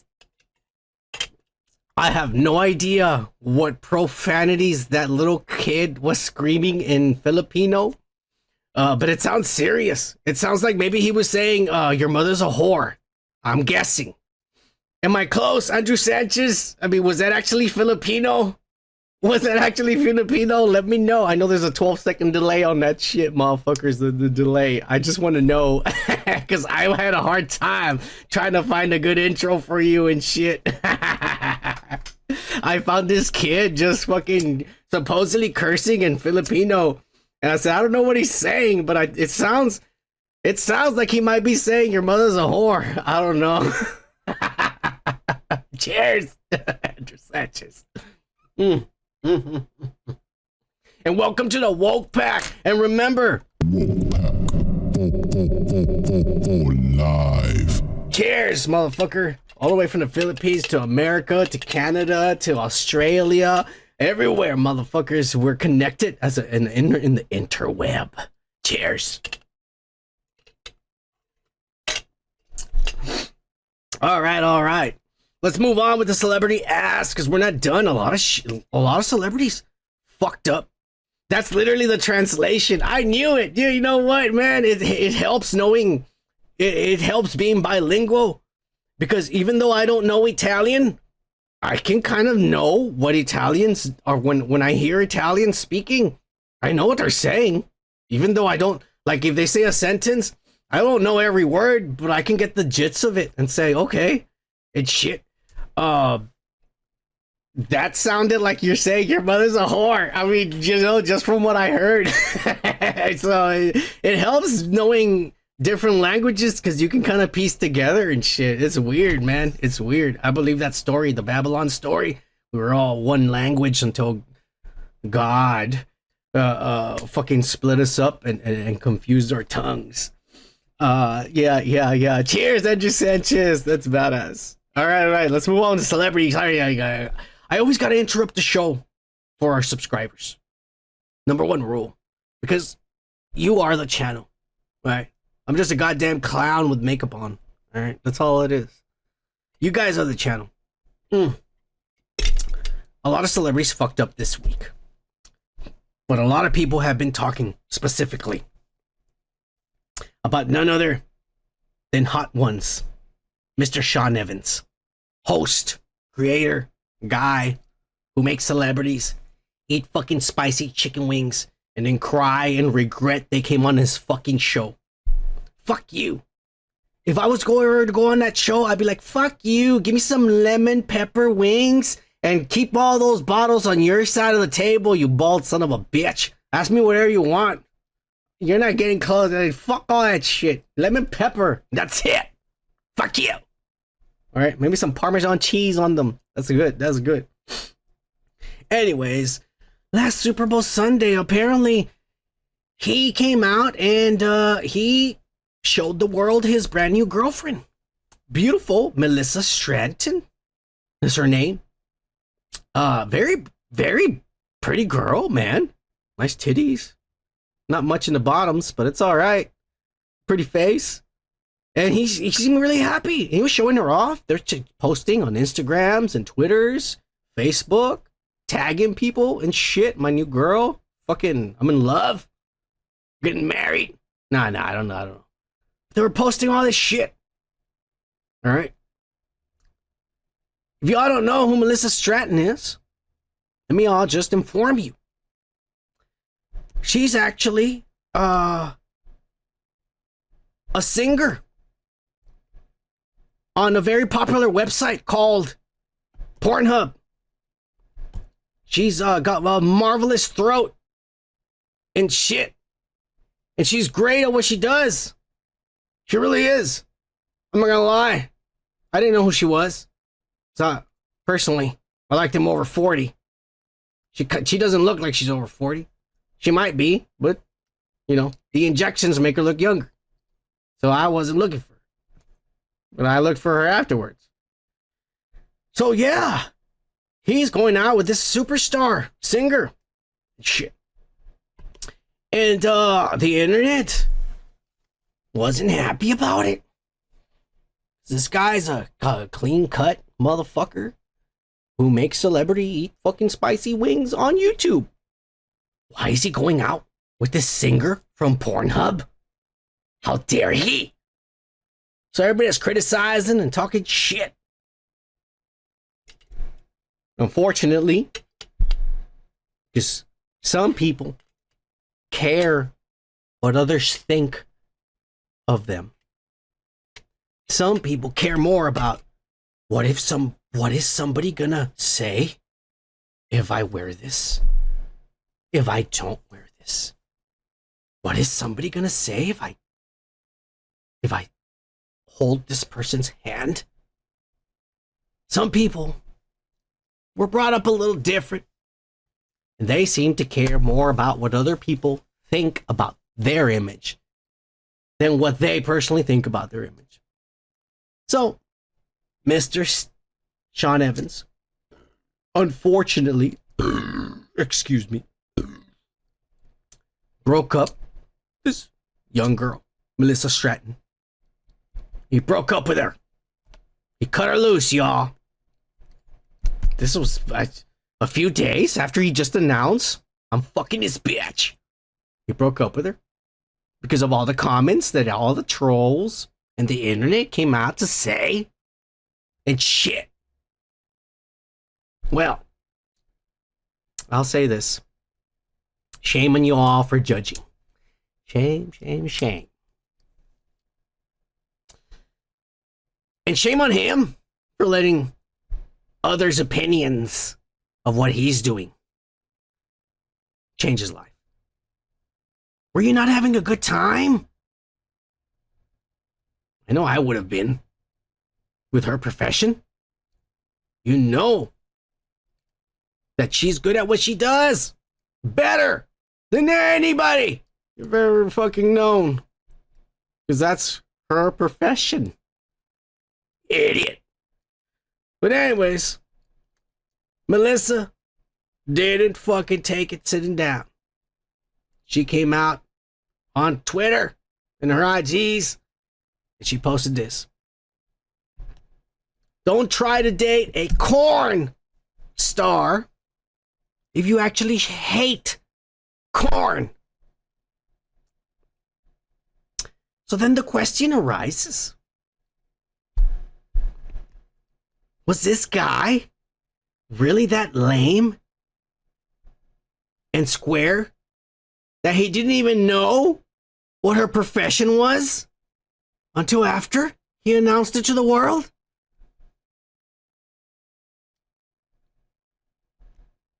I think this young woman has a point. Why are you gonna date one of the most, supposedly, like I said, I hadn't heard of her before. I know her now. Oh yeah. But I hadn't heard of her before. But supposedly, why are you gonna try to date one of the most famous singers on Pornhub right now to date? If you don't even like singers on Pornhub. Huh? I don't know, y'all. I don't know. I think this lady has a point. But oh my God. Hell hath no fury like a woman scorned. That's right, my friends. But she didn't stop at just that tweet. Later on that afternoon, she posted this. It's okay. I've got a better bald man to get spicy with. And she put the most talented bald man, which is for those people that like singers on Pornhub, Mr. Johnny Sins himself, who literally has a third pale leg, just as white as his other legs. This guy's a Nephilim. That's all I'm gonna say. And right away, they posted a video on their OnlyFans where this guy just completely obliterated her. And it is probably one of the most watched videos on her OnlyFans this week. Oh my god. Yeah. Needless to say, all the trolls went after her. The fans tried to defend this man and his hot ones' legitimacy. And they've all have come out and have tried to trash her on her Instagram. And I checked her Instagram today and it's deleted. I don't know. This is still a developing story. This is just, her Instagram was deleted today. I don't know if the internet got to her, that they were calling her a whore. I don't know why they're calling her a whore. It's literally, it's her literal profession. That's what she does for a living. The guy decided to go out with her because he must have seen her performance and thought, hey, that looks good. And people started trashing her because that's her profession. And this guy broke up with her. I don't know. You tell me, folks. I'll just put it like that. Cheers to Mr. Hot Ones for at the very least having a week of probably the best sex you're ever gonna have in your life. Cheers.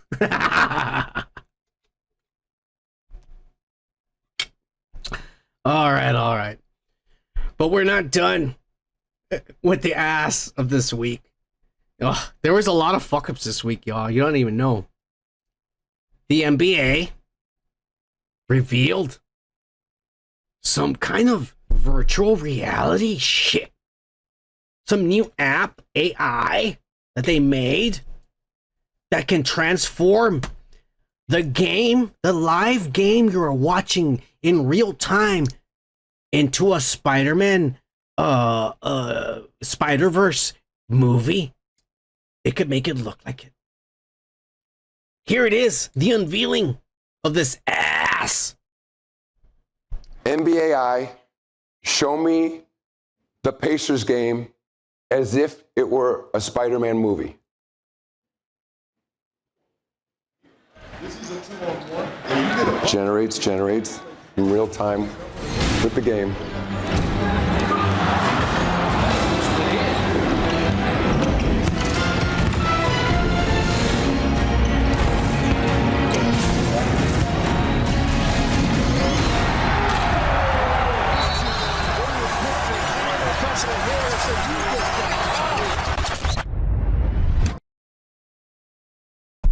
What the fuck? The NBA generates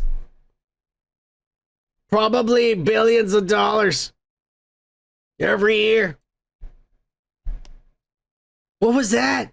He says, generating. Bitch, it's called loading and trying to change it from 360p to 1080. You idiot. Why didn't you fucking record the video prior and try to make it presentable if you know it's going to be that slow loading? You dumbass, you look like an idiot.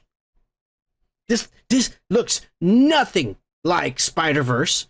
Nothing, not even half as close as it. It's embarrassing. Nobody is going to download this app, put it on their smart TV so they can watch a live basketball game like that. Who the fuck's going to do that? A 5-year-old? Fuck you. Not even a 5-year-old. A 5-year-old would say this looks like ass. Wow, what a waste of money. You just paid a bunch of fucking entitled little pussies. Their parents paid their way through college and shit. They got their degrees, went on to some shitty ass studio, made this for you so that you couldn't, so they could embarrass you. You paid them millions of dollars, a bunch of fucking idiots with no talent. Fucking dumbasses. They're embarrassing. I don't even want to talk about this anymore because it is so embarrassing that it's ass. Fucking dumbasses. There's a bear. And then they put the Spurs guy. What's his name? The fucking African name I can't even pronounce. The motherfucker's got too many letters in his name. Give him a name, American name like Williams. Fucking guy. You're in America now. Anyways, he's good. I love the Spurs. I love that guy too. He's fucking attaining the championship. Don't worry about it. Anyways, let's move on. Since we're talking about basketball. Oh, y'all.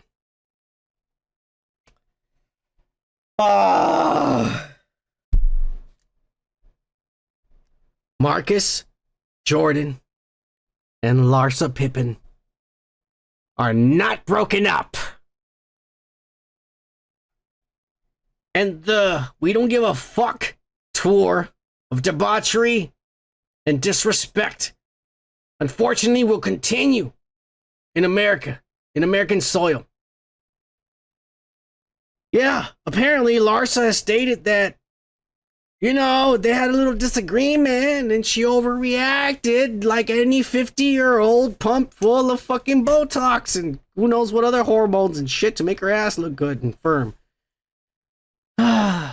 She unfortunately went on a rampage and started deleting and unfollowing and all this ass, deleting pictures and unfollowing. But she didn't mean it, y'all.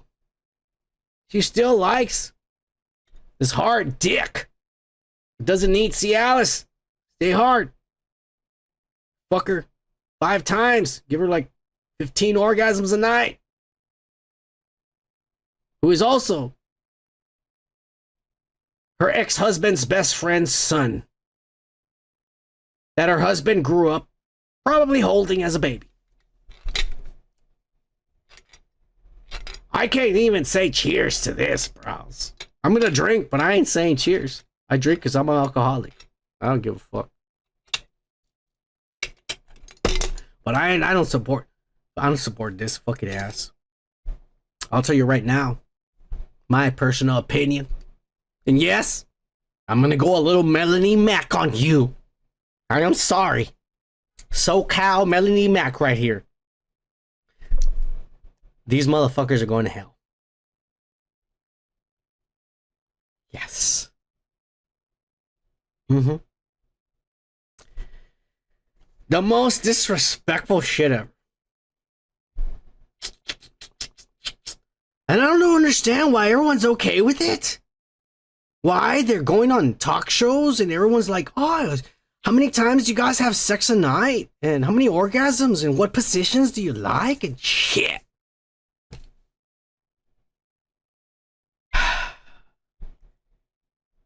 Meanwhile, fucking Scottie Pippen is over here crying his ass at home, masturbating to old videos of him fucking her. Or maybe watching other guys fuck her because you don't know what they're into.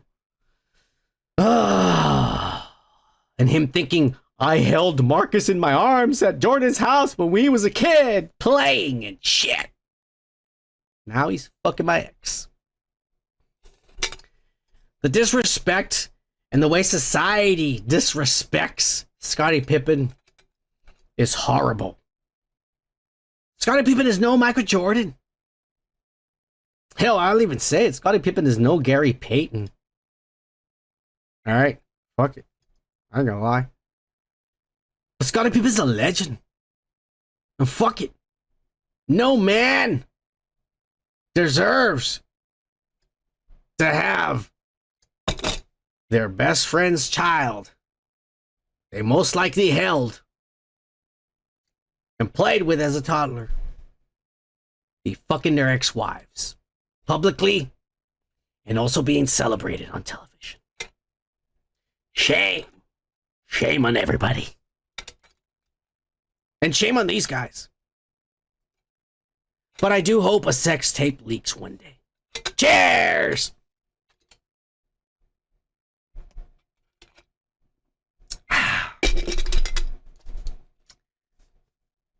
Later on this week, guess what, fellas? Excuse me. The ghoul of pop was dropped on her ass by one of her homosexual dancers on heels. And that son of a bitch didn't even bother to try to pick her up.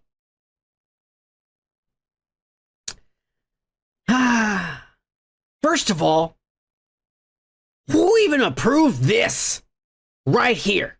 Hey, sit down in a chair, then have a 7-foot guy, Master Chief, pull you wearing heels and a skirt? Oh, yeah. What could go wrong? A woman couldn't even do that. And you're having a man? Yeah, he's homosexual. It doesn't matter. I bet your ass he doesn't walk around in heels all the fucking time. I bet your ass he doesn't. They're one of the stupidest fucking choreographed arrangements that's ever been thought of in life. And fuck you, Madonna. You deserve to fall if you fucking agreed to this. This is moronic. Not even I would say, no, don't do it. Put on some boots or some tennis shoes if you're gonna drag my ass like that. Dumb son of a bitch. You ain't wearing those fucking heels. You could drop my ass and embarrass me in front of millions and millions of Wolfpack members. Fuck you. It's embarrassing, dude. Very embarrassing, pathetic, disrespectful. And for that guy to not even fucking go over there and try to lift her up, I was mad. Even, you know what? If that was me, imagine son of man agrees to all this shit. I'm wearing their right high heels, a fucking little fucking corset, and having some guy in a skirt with high heels pulling me like that, and he drops me, and that son of a bitch just stands there like a dumbass, and I'll be like, you're fired! And I grab his ass and throw him off the stage. Get the fuck out of here! That's what I would have done. Fuck you. You don't fucking disrespect me on stage. I'm motherfucking Madonna, bitch. Yeah, that's what I would have said. This is all a fuck up. This is a whole fuck up show. Madonna, you fucked up. You guy, you fucked up for not picking her up. And the other guy with the fucking light, look, oh shit, maybe I should pick her up. Bitch, she's already halfway up. She even said, fuck you. You're black, don't touch me. You see how racist she was at the end? She got racist because she was mad. You're black, don't touch me. God damn it. This was a fuck up from the beginning. This should have never been agreed on. This should have never have happened. Idiots. Fuck you, Madonna, for fucking up and all these people involved. Moving on. We cannot finish, my friends, the weekly pop culture breakdown without the Yeezy!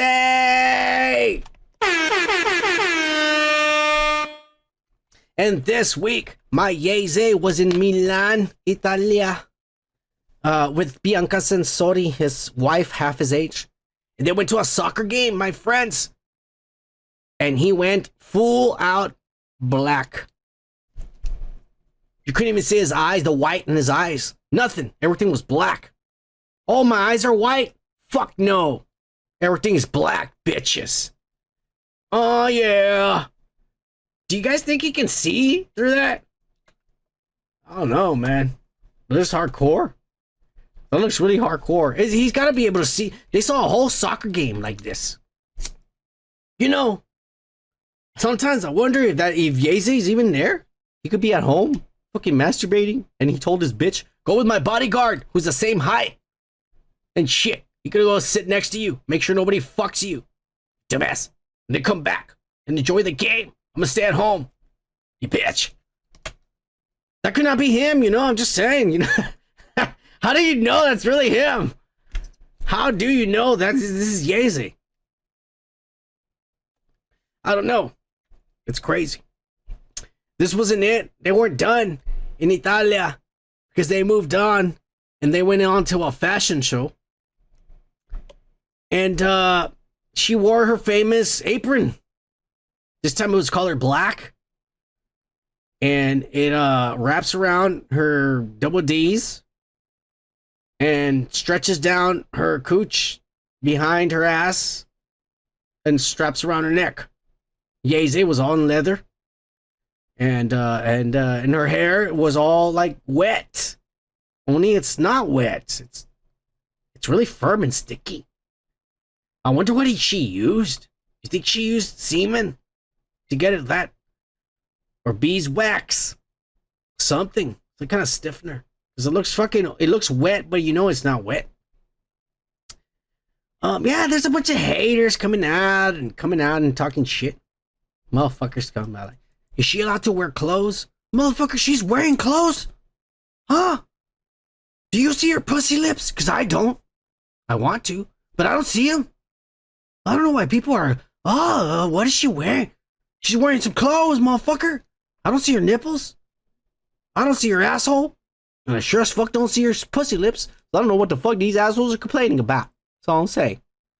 Anyways, I just want to say that Ye-Z has made some milestones this week. He's celebrating. He's enjoying himself in Italia with his hot, half his age, younger wife. Looks just like his ex, but better. She ain't pumped full of whale and sea guts and fucking Botox and all this Ozempic ass. This isn't all natural. She's young. Ye-Z's new album with Ty Dolla $ign, which I've been jamming at work all day for the past week. Vultures. Every single fucking song has debuted on the Billboard 100s. Every song on the album. The GOAT. You can love him. You can hate him. But at the end of the day, you dumb sons of bitches, you cannot deny the Ye-Z. You cannot deny him. Look at all this shit.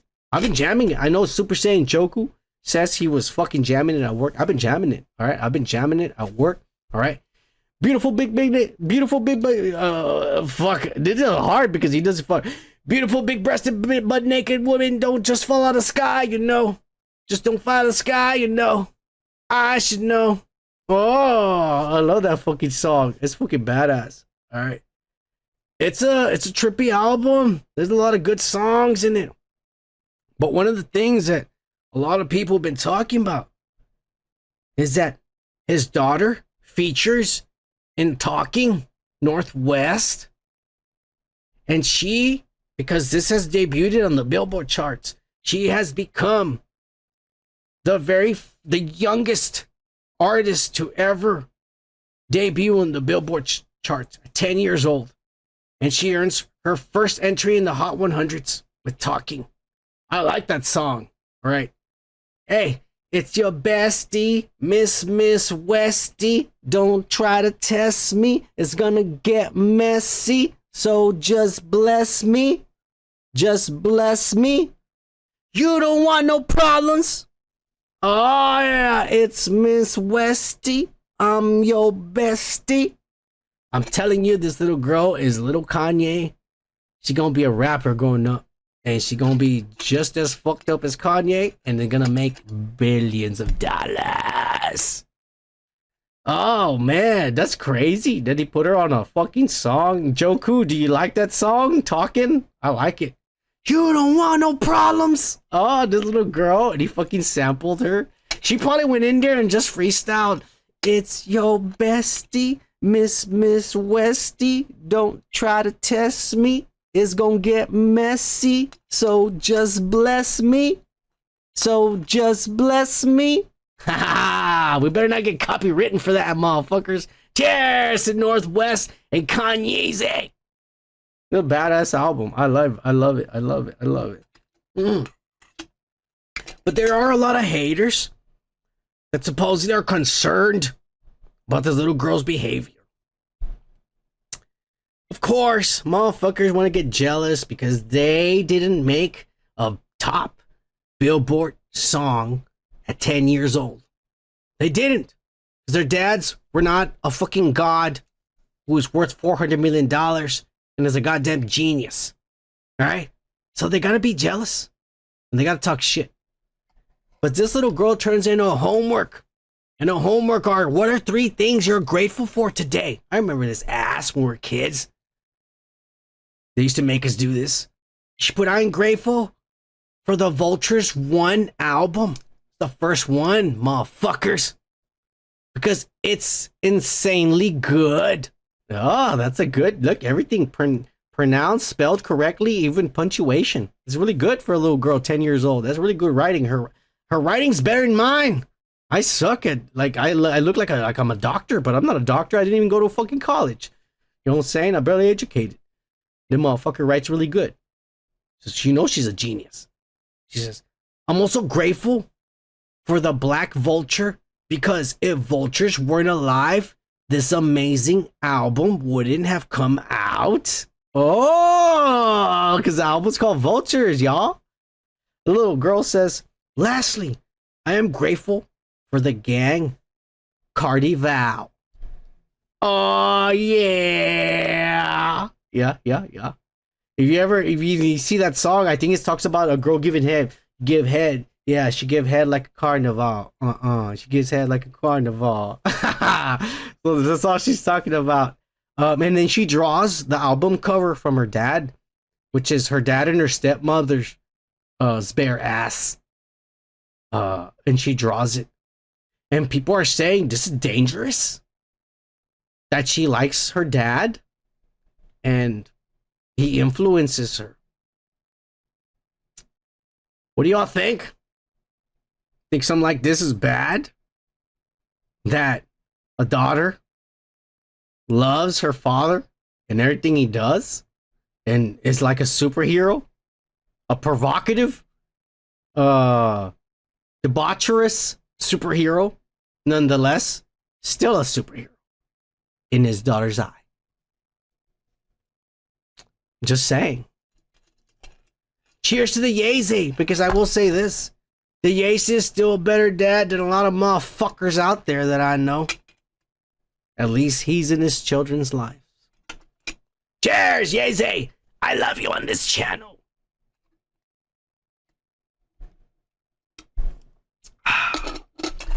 And that's it for the weekly pop culture breakdown. There was more celebrities that fucked up, but I only chose a few and the best. They should consider themselves lucky to have been on this show. Cheers to y'all, and cheers to celebrities. We love you. Alright, we're done with the goddamn pop culture breakdown. I'm gonna open up another fucking beer. And let's get this show on the road, what you all been waiting for, the weekly comic book nerd shit.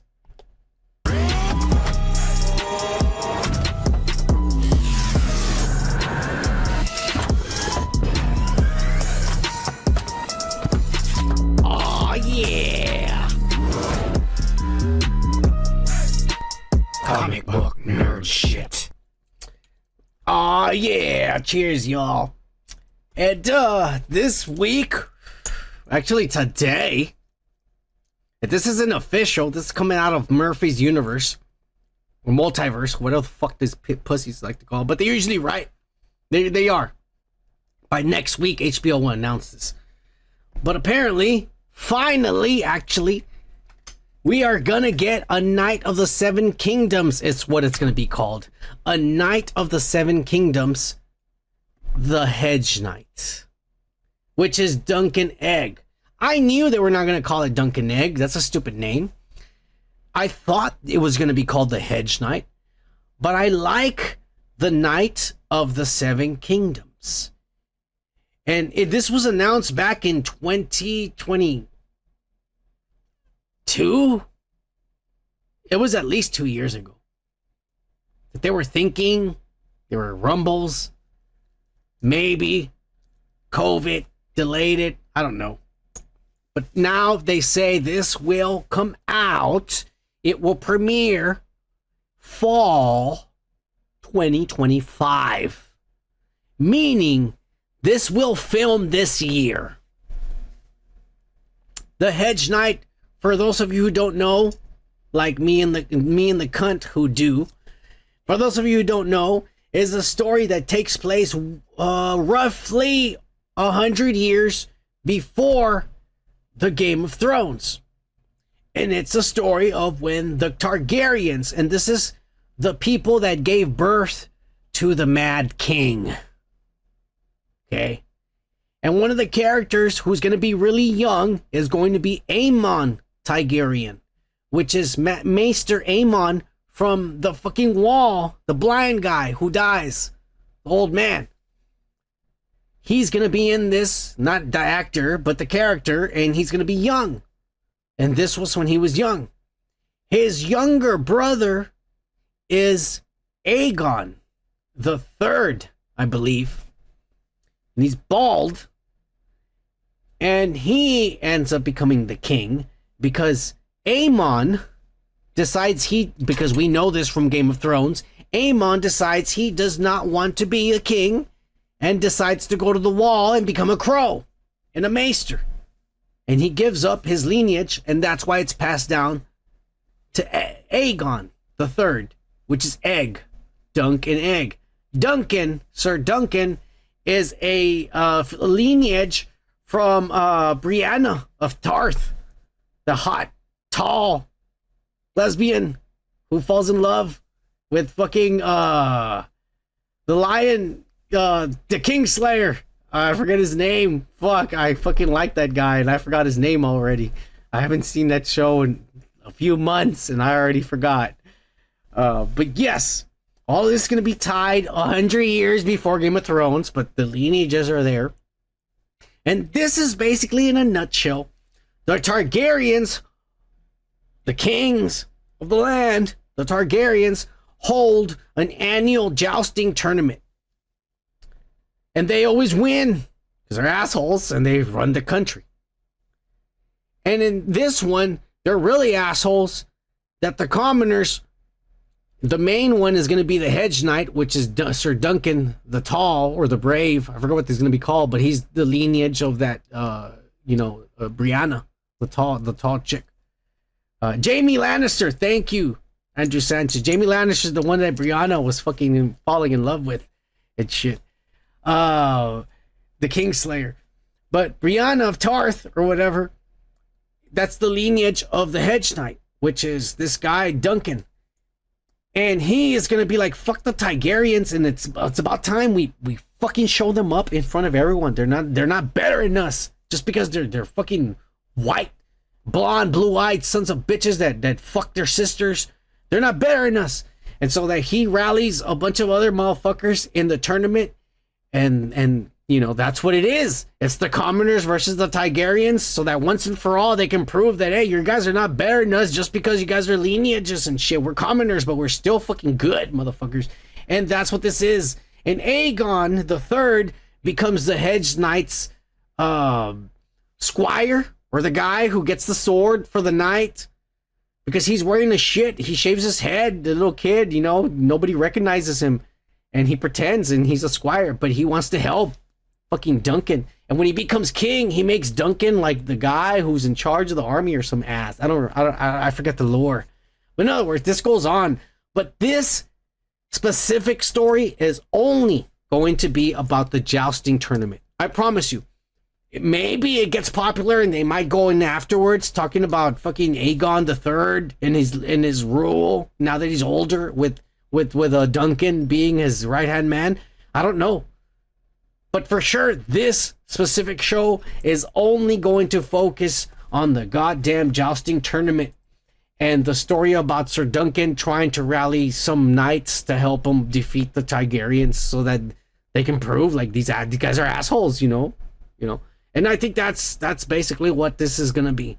And I'm excited because god damn it, man, we've been on a dry spell even after they finished Game of Thrones and ruined it for everybody. We've been on a dry spell, and I loved House of Dragon. I mean, that's how I've already said it a million times. I always said all these fucking pussies that always talk about Game of Thrones, you pussies, all these assholes and shit. But when I saw House of Dragon, it's like, this is awesome.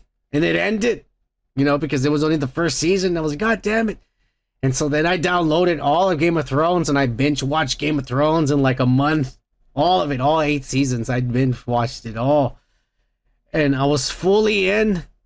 I stuck my dick deep in this bitch. I did. Raw. I went in there. I didn't care about getting AIDS and shit. I went in there and I fucking dug it in deep. And I went in and got YouTube videos and lore, and I'm fully. I already know everything, the whole story of House of Dragon. I know how it's gonna end. I don't give a shit. I'm excited about seeing it with my own eyes. And I know the Hedge Knight, and I know all these fucking things, and I'm excited about it. But god damn it, it's taking too goddamn long. This son of a bitch hasn't even written the last book, And are we ever going to see the Jon Snow show, the continuation of Game of Thrones, to find out if Khaleesi is going to be resurrected from the dragon who took her body away and they still haven't found the dragon? God damn it. There's so many questions unanswered. This son of a bitch is going to end up dying before any of these stories get written and shit. That's all I'm saying. You know, it does, some of this stuff concerns me and bothers me. But I am excited that finally they got it out their asses and we are going to get a Knight of the Seven Kingdoms. Duncan Egg. Bitches. Cheers. Game of Thrones.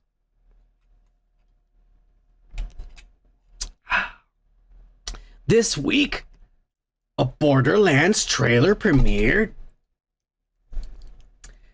I don't know who of you pussies out there play this game, because I've never played it, and I'll be honest with you why I never played it. Because the way it looked hurt my eyes. The way it looks like Dragon Ball Super or fucking X-Men 97. Like everything looks like Venture Brothers. It looks weird. And it hurts my eyes when you're playing a game and you're controlling something in that environment that looks like that. I didn't like it and it hurt me. And so I never played it or got into it. And when Fortnite did it, there was a zone that if you would walk into it, it would turn into that. It was a collaboration they did. I never would walk into that zone. Fuck that. If the circle landed inside of the zone, I would stay outside and I would die. I'm like, yeah, I'll win next match. Fuck this. I ain't going in that pussy ass zone where the graphics change. Okay. I'm being biased. I never played the game. I don't know what it's about and shit, but the trailer is from a guy who knows nothing about this game except that I don't want to fucking play it because the graphics hurt my eyes. The trailer makes it seem like a Guardians of the Galaxy 1 type of movie. And I'm in. I'm all in. I think the actors are perfect. I mean, look, this is a guy who knows nothing about it. That's why I'm asking in the comments. Did they fuck this up? Are the characters even true to it? I mean, I don't know nothing about this, like I said. But this looks cool to me, and I want to watch it. I'm not gonna lie. I want to watch this ass. It looks fucking bad. It looks like something that could have been made in the 90s, bro. But more badass. Yeah. I don't know, man. I like it. It looks crazy. It looks like fucking Guardians of the Galaxy and shit. It looks like there's gonna be like crazy ass shit in this. I don't know nothing about Borderlands. What is Borderlands? Somebody quick summarize this on the fucking on the comments if you guys watch this. Kate Blanchett is in this. She's some girl with red hair, some lady in her 50s, kind of hot and shit. I'd fuck her. Who else? Kevin Hart's in this. He's some black dude with a beret. He's a kind of soldier and shit. Some little girl with bunny ears. I don't know if that's in the game. There's some guy who's ripped as fuck. I don't know who he is. It could be anybody. It could be any wrestler for all I know, but he's got a mask on. And then Jamie Lee Curtis with her tits out. She's got her tits. You can see cleavage. That's fucking crazy for her to be showing that at like fucking 78 years old or whatever, how old she is and shit. I don't know. I mean, I'll watch this. It might be shitty. And also, you know what it reminds me of a little bit? This is just me thinking off the top of my head. It reminds me of Tank Girl. From the 90s, Tank Girl was so fucking shitty, but it was like corny like this. Like it looked the aesthetics and shit. I don't know, y'all. It does give me Guardians of the Galaxy vibes. It really, really does. But, you know, this is from a guy who knows absolutely nothing about this except that it's a game that I never played because it hurt my eyes. I never give a shit about this kinds of graphics. But at least the movie doesn't look like the game, so I could watch the movie. Because I sure as fuck didn't want to see the game. It's cringe off the charts with this one. Well, you know, I'm still gonna review it, y'all, and you're gonna hear the review from somebody who knows nothing about it. It just looks like a silly, fucked up, stupid movie. It just looks like a 90s dumb movie. That's all I'm gonna say. I mean, I know nothing about the lore. The trailer hurt my eyes and ears. You guys are horrible. Cheers, the cunt. All right. Let me get this ass out of the way real quick, because I'm not really even looking forward to it. But in a way I am. But anyway, let's get over it. Halo episode 4. And I'm showing the best parts in the background. Yes, finally we're in Reach. And the Covenant attacks. And before I get into the episode, I'm going to say it, man. And I've been saying it since the last episode that I did. The special effects have been downgraded, bro. They've been downgraded. Paramount, you just made well over $1 billion in literal commercial sales at the Super Bowl. And you downgrade. And you knew you were going to make that much money. From the beginning, when you nabbed the Super Bowl, you knew we're guaranteed $1 billion if we're going to charge this much. So you knew you were going to get that much money. And you downgraded I'm guessing, the budget to this show. Because all of this that I'm showing you looks like sci-fi ass. Last season looked more real than this. That's one of my biggest complaints. The biggest complaint, like last episode that I said, is that they completely dropped the Halo ring story, went on to this other new story, side stories. They're not even mentioning the Halo ring. But this episode was good because this episode is exactly what the entire series from season 1 should have been. From the beginning, should have been. It should have been war, and it should have been war from the perspectives of the Spartans and what's happening around them. This episode showcased that. In the beginning, there's with that little girl from the last episode or whatever, and when he gets her to safety, he goes, "Go with them." And she goes, "Wait, just like that? Where are you going? You're just gonna grab a gun and go fight?" And he just looks at her like a robot. That's what I was made. Like, he didn't even say it, but with that look, it's like, that's what I was made for. And she's like, "Okay." And he turns around and just leaves. Like, yes, that's what it should have been. That's what it should have been. Yeah, it turns out that Eckerson took the Spartan's outfit and took all the they pretty much, the government saved themselves and didn't tell the people that the enemy was already there ready to invade, even though they knew. And they're going to make up a lie and shit because they knew they were never going to win the battle. Even if they would have warned everybody, they were never going to win. But the government wants to make sure and lie and shit. Casualties, people die and shit. So ass, basically ass for always, for the common people. The main shit that happened in this episode is that Cortana is found by Halsey, but then all of a sudden McKee gets her and takes her away. And so now it sort of knows, here's a little bit of the story from the first season. If you remember the first season, because for the past 3 episodes, they haven't even mentioned a single fucking story from the first season. But if you remember the first season, here we go. Cortana knows how to translate the ancient artifacts, and McKee, who should be dead, there's no explanation how she survived yet. Episode 4, yet. There's only 4 episodes left, yet.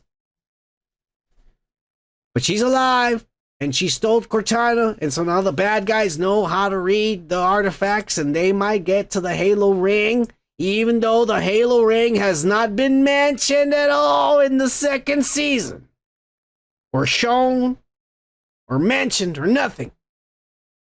But for people who don't know, I'm giving you the context.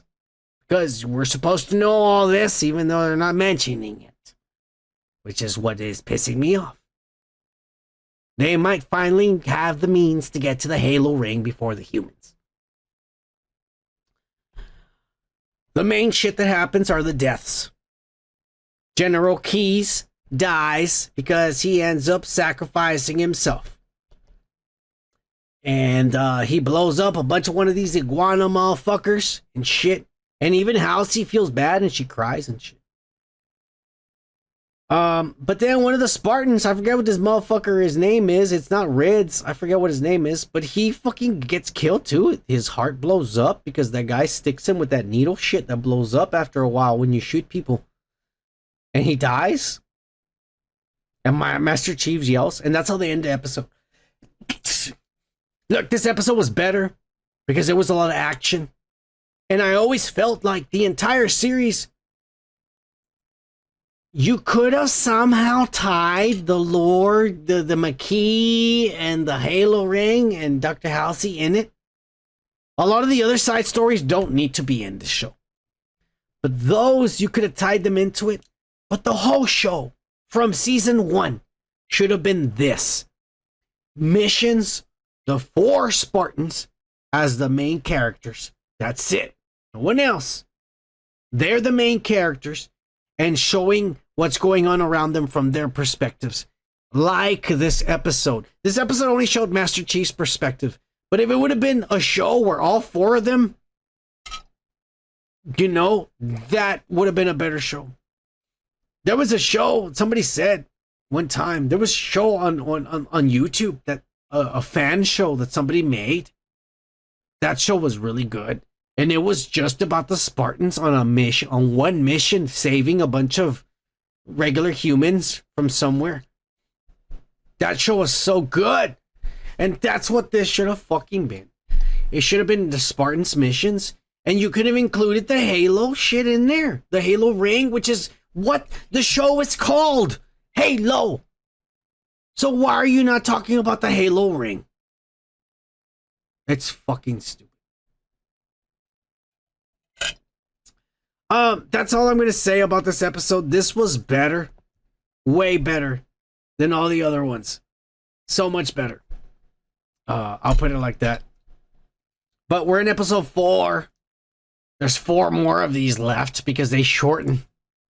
They had 10 in the last season, which the last season was better. Out of the 10 episodes, there's probably 3 I would recommend not to even watch the first season, and then it would have been a good season. I don't know what they're doing. I just feel like the people they choose to make the shows are not people that even grew up playing it. If you're not a person who grew up, it must have been 2004. No. If it wasn't 2004, it must have been 2003. But it must have been one of those 2 years. If you didn't play with your own hands and your own eyes, didn't see on a TV and held the Xbox, the first Xbox controller, and play Halo 1, you don't deserve to be fucking making anything on this show. Plain and simple. I don't care what college you went to, how much education you have, how many programs, coding you know how to do. If you didn't at least fucking play that game when it came out and beat it with your friends, then you shouldn't be on the fucking hiring list of doing anything, even serving the catering. You shouldn't be on this because you're gonna fuck it up.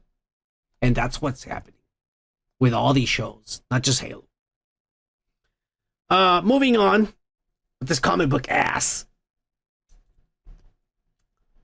Gareth Edwards is the brand new director for the next Jurassic Park franchise trilogy. Maybe just one movie if it doesn't make any money. I don't know. Do you all think we need a break from the Jurassic Park franchises? Maybe a 10-year gap before they finally show us a new dinosaur movie? Where do you go in a storyline? I mean, I know this guy's good. I'm not gonna lie. He did do Godzilla 2014. He did Rogue One. He did fucking what was it? Monsters. I think it was Monsters. That was the one of the first movies he did that I remember that he did back in the day. It was like a low budget movie, a creature movie, but it was good. Where are you gonna take this franchise? What's the next step? Honestly, are you going to attach guns to dinosaurs? Are you going to mutate dinosaurs with humans? Because genetics. You've already done, I think, everything that's been done. Where do you go from here? You had dinosaurs in the last one, the very last one. Dinosaurs that you put a chip, like Elon Musk, they put a chip in their brain and you can control them. If you point something at somebody, then they attacks it. Where do you go now? Are you going to make robotic dinosaurs and control? Like, where is this franchise? I don't understand. I think they need a break. Because I don't understand where they go from here. I don't understand where you can... He's a good director. And I believe he's going to do good. But where do you go? Can anybody in the comments give me a reason, a viable plot, a summary? Like, I got an idea. They could do this.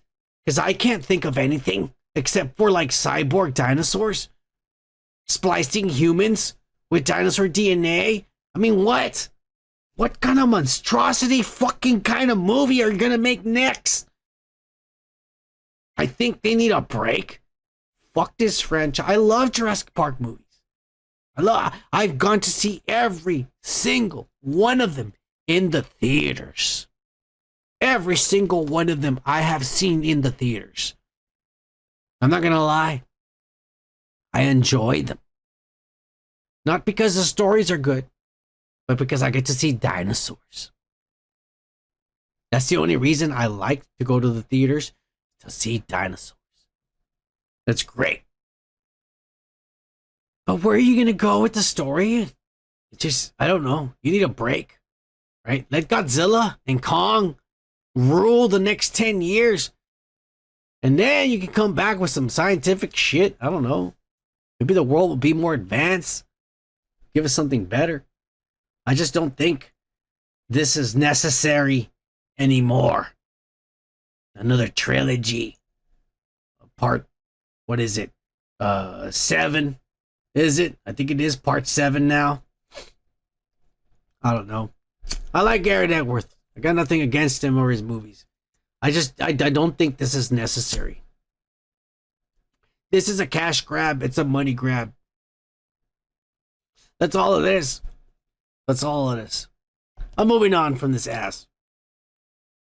And moving on to the real ass of the show.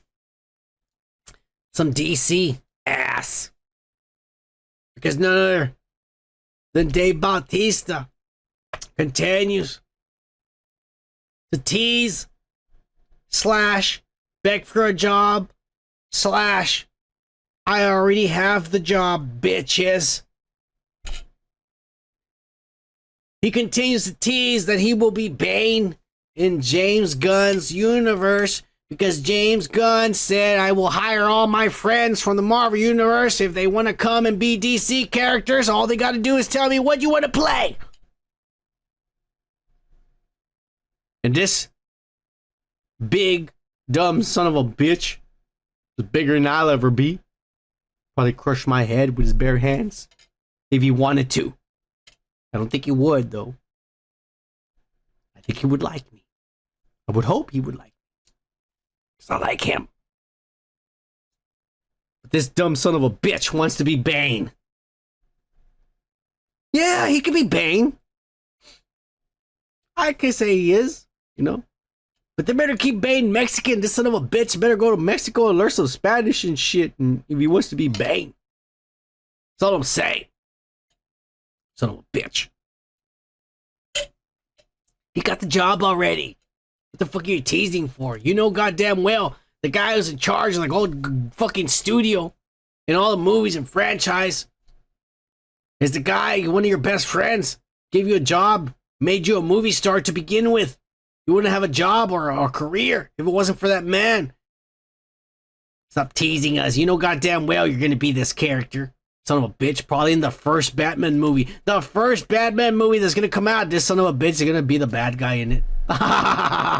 Yeah, fucking James Gunn fucking being Adam Sandler, hiring all his fucking friends and shit. I'm surprised we haven't seen Michael Rooker. No, we did. We saw him in the Suicide Squad. He was that fucking character that got killed in the first few seconds. All the Guardians of the Galaxy are gonna be in the DC universe. Why is anybody surprised about this? You know, Gomer's playing Arkham City. He says, Arkham City's badass. I love Arkham City. You know which one's one of my favorite games? Gomer, I played all of them. Arkham City, the one where Arkham Asylum, Arkham City. Well, my favorite one is, what's it called? The night, oh fuck, what was it called? The one where it's like, oh my god, I don't even, it's the one afterwards. The one where it's like the Dark Knight. What is he called? He's like a Batman, but he's cyborg and shit. He's like a cyborg Batman. That game's fucking so badass, bro. I don't even remember what it's called. I have it right over there, but I'm not gonna be an asshole and leave the show just to go get the fucking game and read it. I beat it like 2-3 years ago, but I have it right there on the fucking PlayStation, you sons of bitches. That game's badass and shit. I love that one. Fuck you, Dave Batista. You're gonna be Bane. Shut the fuck up. Stop trying to show off. You're in the DC universe. Fuck Marvel. You dumbass. That's all I'm gonna say. Oh yeah, the Knights are, what is it? The Arkham Knight. What's what it was called? The Arkham Knight. Yeah. You hate Arkham Knights? I don't like the new one where it's like, it's not even Batman. It's like Robin, Batgirl. I don't like that one. I like the one before it, the Arkham Knight. That one's fucking perfect. All the villains come out. All the villains, and you fucking catch them and fight them all one by one. And all the bat suits are... That's the best fucking... That's what the Batman movies should have been. That game, the Arkham Knight, is perfect. I'm gonna say. Arkham Knight. That's the game. Thank you. No, I hate the new one. The new one with the kids is not any good. It's too woke. I'm gonna piss people off. All right, moving on for Dave Batista, but we're not done with the DC ass, because guess what? James Gunn finally had his Superman cast all together, including Nicholas Hoult, bald as fuck, and this black dude dressed like a janitor who's gonna be playing the fucking Lex Luthor's fucking, I forget what his name is, as his sidekick and shit. And we have all the cast there, everybody. And you know what? This is a perfect example of what the movie's gonna be. They all had, and there's Peter Safran, Peter Safran, James Gunn, the Jimmy Olsen, Metamorpho back there, the bald fucking, fucking guy, the Lois Lane, little hot girl, the gay Green Lantern, Nathan Fillion, some chick who's gonna be made out of ice or crystal and ass. I don't know who this fucking blonde chick. She's gonna be some ass that's gonna come out with some tits and shit. This black dude's gonna be fucking Mr. Terrific, and then the fucking all of these characters, all of them here for the Superman reading. They read the script and got a feel what the movie's gonna be, because they're gonna start filming in April the 10th in Cleveland. They're gonna start shooting in real life, on location sets, no CGI, no Disney Dome. James Gunn's going all out because he's got $100 million budgets for Warner because they're going bankrupt and shit. He's gonna spend the rest of the money they have left making these movies. All of this is here. All these characters for the Superman movie. Where the fuck is Superman? This is the problem with this movie. This movie has too many characters about a movie about Superman. Where's Superman? Here he is, folks. Right there. That's the guy. That's your Superman. Starring in his Superman movie. Not even in the goddamn picture. Fuck you, James Gunn. Fuck you, Peter Safran. You're making a DC movie. This is like Justice League all over again. A bunch of fucking characters, not even centered on nobody. Like, oh, here's all this ass. Get ready for the universe. God damn it. Oh, fuck you, James Gunn. Fuck you in this ass. Some more spoilers came out of this reading, you guys. Because none other than the little hot girl, Isabella Mercedes. Okay, little fucking Dora the Explorer, sexy. I don't know if she was Dora the Explorer. She was one of these little Mexican girls that came out and trying to be fucking shit. She came out and she posted on IG on the table when they were reading the script, all of them together, her name, and it says hot girl. And she says, I already tried on the suit and the helmet. Oh, yeah. Well, DC and Warner called her up and said, bitch, you better take this ass down because you're fucking spoiling shit from the movie. And she deleted her post, but luckily we downloaded it and we're posting it here for you all. But we want you all to take notice of the spoiler that this little ignorant girl mistakenly posted for everyone to see. And we see the brand new Superman logo S that this iteration of Superman will wear on his chest. And my friends, it's none other than the Kingdom Come S from that specific comic book. That doesn't mean it's going to be an old Superman, 40, 50 years old, and he's going to look fucking dumb and shit like this. No. But the S, the shape of it, is going to be like that. Here's what concerns me. It's fucking silver.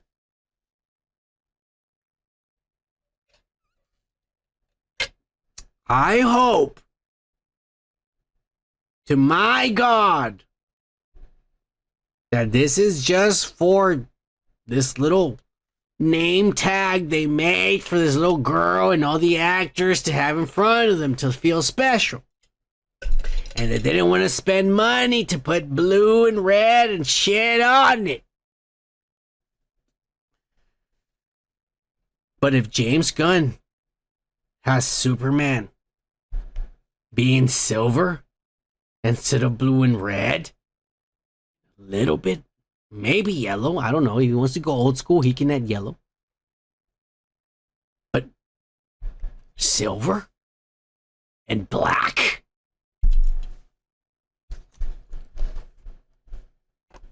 For the whole movie? I hope this is just a fucking little tag for this little girl to feel special. I really do. But if this is some fucking Kevin Smith fucking Superman with a fucking brilliant suit without a cape and being different, he doesn't fly because that's too faggy, according to fucking John Peters, and then he's gonna run really fast instead. Fuck you, James Gunn. God damn it. Is there ever gonna be anybody who makes Superman right? I don't want to judge it too much because we don't know shit. But here in the next month, we're gonna start getting pictures from motherfuckers that are there on the set. And we'll find out whether this is going to be ass or not. Gomer Kyle states that yesterday was Batman and Bruce Wayne's 85th birthday. Well, Gomer Kyle, we're not talking about fucking pussy ass Bruce Wayne, whose parents died and shit. We're talking about an alien whose parents died and put him in a rocket before they did. It's a totally different story. Anyways, fuck you, everyone. I'm pissed off. We're done with the Superman ass. Probably DC ass. And let's move on to some more shit that happened this week. Because some Mexican lady was on vacation over there in the South. I don't know where. But she got these pictures of Lilo and Stitch live action. Of the little girl on one of these like RC cars. And she says there was 3 versions. And she said it in Spanish. I'm not showing the video. Showing the pictures because the video's jiggly and shit. But she's talking. She says there was 3 versions of this little car. There was one that was brand new. There was one that was sort of beat up. And then there was this final version that's all fucked up. She says, so probably they're both going to start with it normal. And then by the end of it, they're going to be all fucked up. And she says they filmed a little girl in the back by herself. And then they filmed a little stand-in toy driving. Like he was sitting in the driver's seat. I'm fucking really excited for this. Disney's live action remakes are 50-50. Some of them are good and some of them are bad. Because some of them shouldn't even be touched. That's what I said. Some of them, yeah, you could do it. I think The Lion King, they almost got it. They almost, but not quite. I think the animation's still better. But some of them, like Beauty and the Beast, I think Beauty and the Beast was really good. Fucking live action. I'm gonna lie. I'm not gonna lie. Beauty and the Beast is one of the exceptions. But I really like Lilo and Stitch, the animation, bros.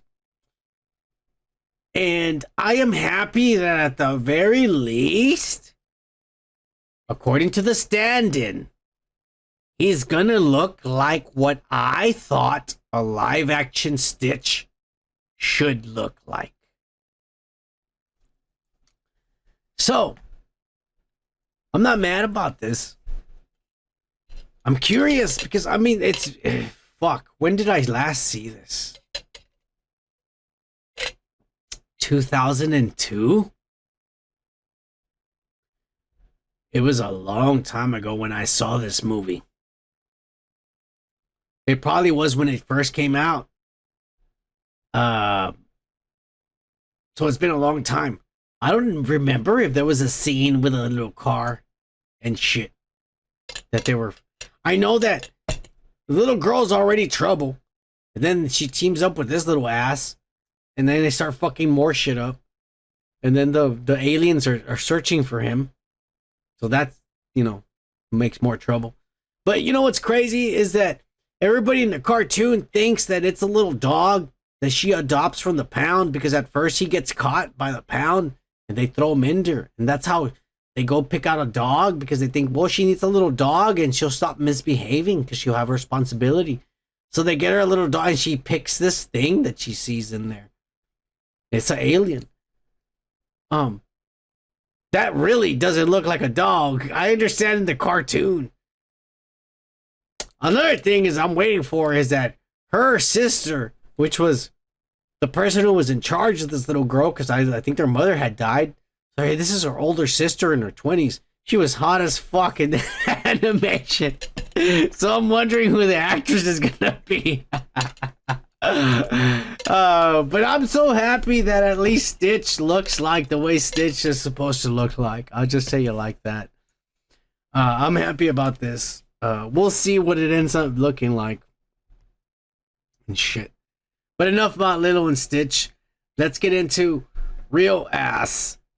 And this is Sony ass. Because Madam Web has continued to be the internet's meme. Yeah. And partially because, unfortunately, it is a failure.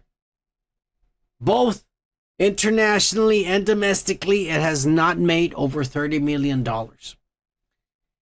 Together, it's made only $54 million. That's of yesterday. On a estimated $100 million budget. And that is not included the marketing. And I gotta tell you, they really marketed the shit out of this movie. I saw ads and commercials and trailers a lot for this movie. So I know they did spend money on marketing. So this must have cost them well over $150 million. And they've only made $50 million back. And that's the first week. The first week is always the highest amount you make. And then every week after that, it goes lower. So this is a failure overall.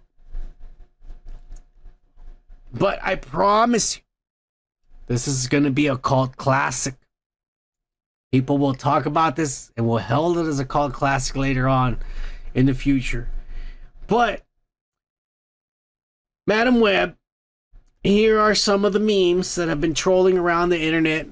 Some of the most amusing ones. Here's a few. Madam Web is hilarious because it treats the birth of Peter Parker like it's the birth of Jesus. But the rest of the story is about Jesus. Jesus' uncle co-workers. Very bad day. A life of Brian without jokes. Meaning, it's about Peter Parker being born, but the story is about Uncle Ben's co-workers. Very bad day. Which is basically true. Here's another guy who took his opinion online, which we respect.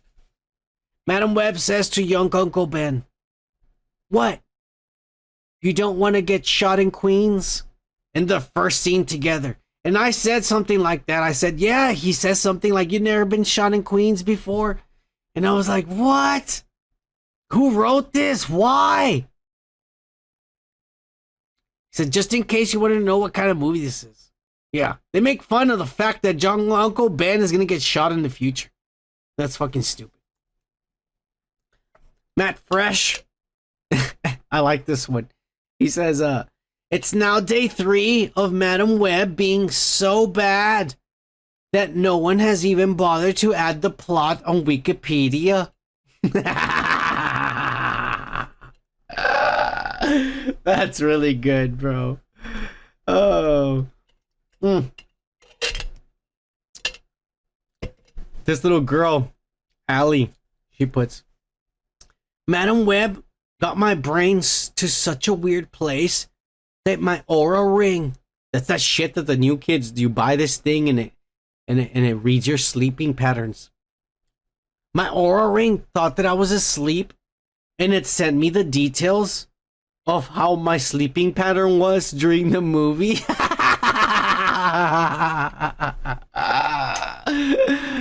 That is pretty good, man. These fucking trolls, these little girls, these kids, I'll tell you that, like, this new generation complains a lot about, like, oh, you don't like the things I like, but you sons of bitches, when you fucking want to be trolls, you're good at it. You know, don't be pussies. This is what I like. This is the kind of shit we like. This is fucking funny. Hey guys, here's another one.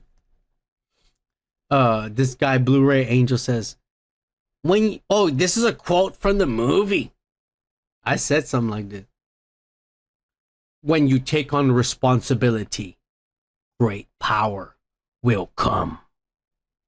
And then they put a picture of fucking Andrew Garfield screaming when Gwen Stacy dies. They do the whole thing with great power comes responsibility, but they switch the words around and shit. Like, fuck you, dude. Who wrote this movie? A bunch of fucking idiots. Here's the best one. This is the best one that I love off the internet. Some guy, some chick. Well, maybe a guy, I don't know. Kira. I don't know who they identify as. They put a picture of a car with a broken window, like someone broke into it. It says, "Stay safe out there, everyone. I had 2 tickets for the Madam Web movie in my car, and someone broke in and left 4 more.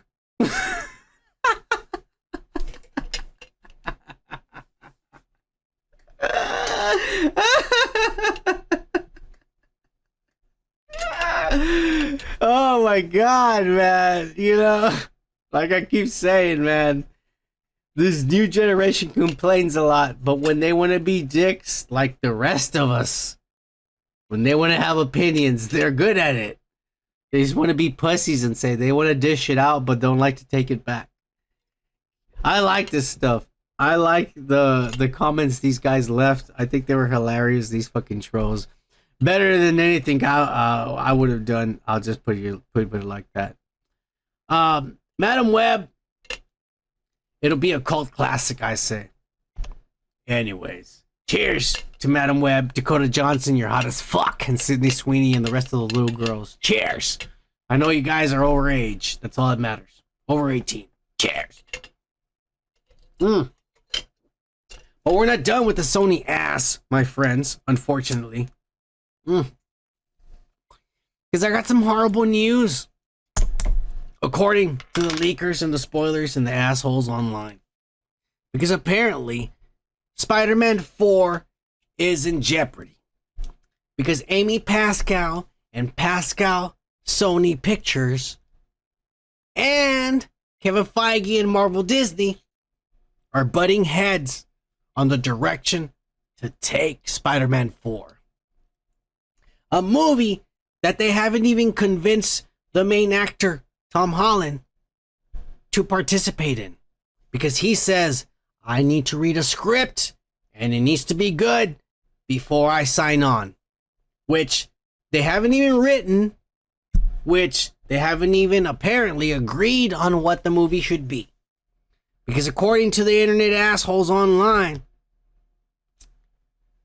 Kevin Feige wants this to be a grounded MCU movie relating to Daredevil, Punisher, and the shit they're showing us on the Disney Plus, where Kingpin will be the bad guy in New York. Where Amy Pascal and Sony are saying, well, we've already made $1 billion with the Spider-Verse. And having Tobey Maguire and Andrew Garfield made us another $1 billion. And everything else that we're putting out, like our Solar Spider-Man villain movies, are failing. So we want another Spider-Verse movie. We want Andrew Garfield and Tobey Maguire and Spider-Man 4, and it's going to be a multiversal movie. And Marvel's all like, no, you're fucking up, because that comes later. We have plans later for Secret Wars. That comes later. And Sony's all like, no, it's got to be the next Spider-Man 4 because we want the money. We want $1 billion. Fuck Wilson Fisk. Fuck you and Daredevil. We want the cha-ching.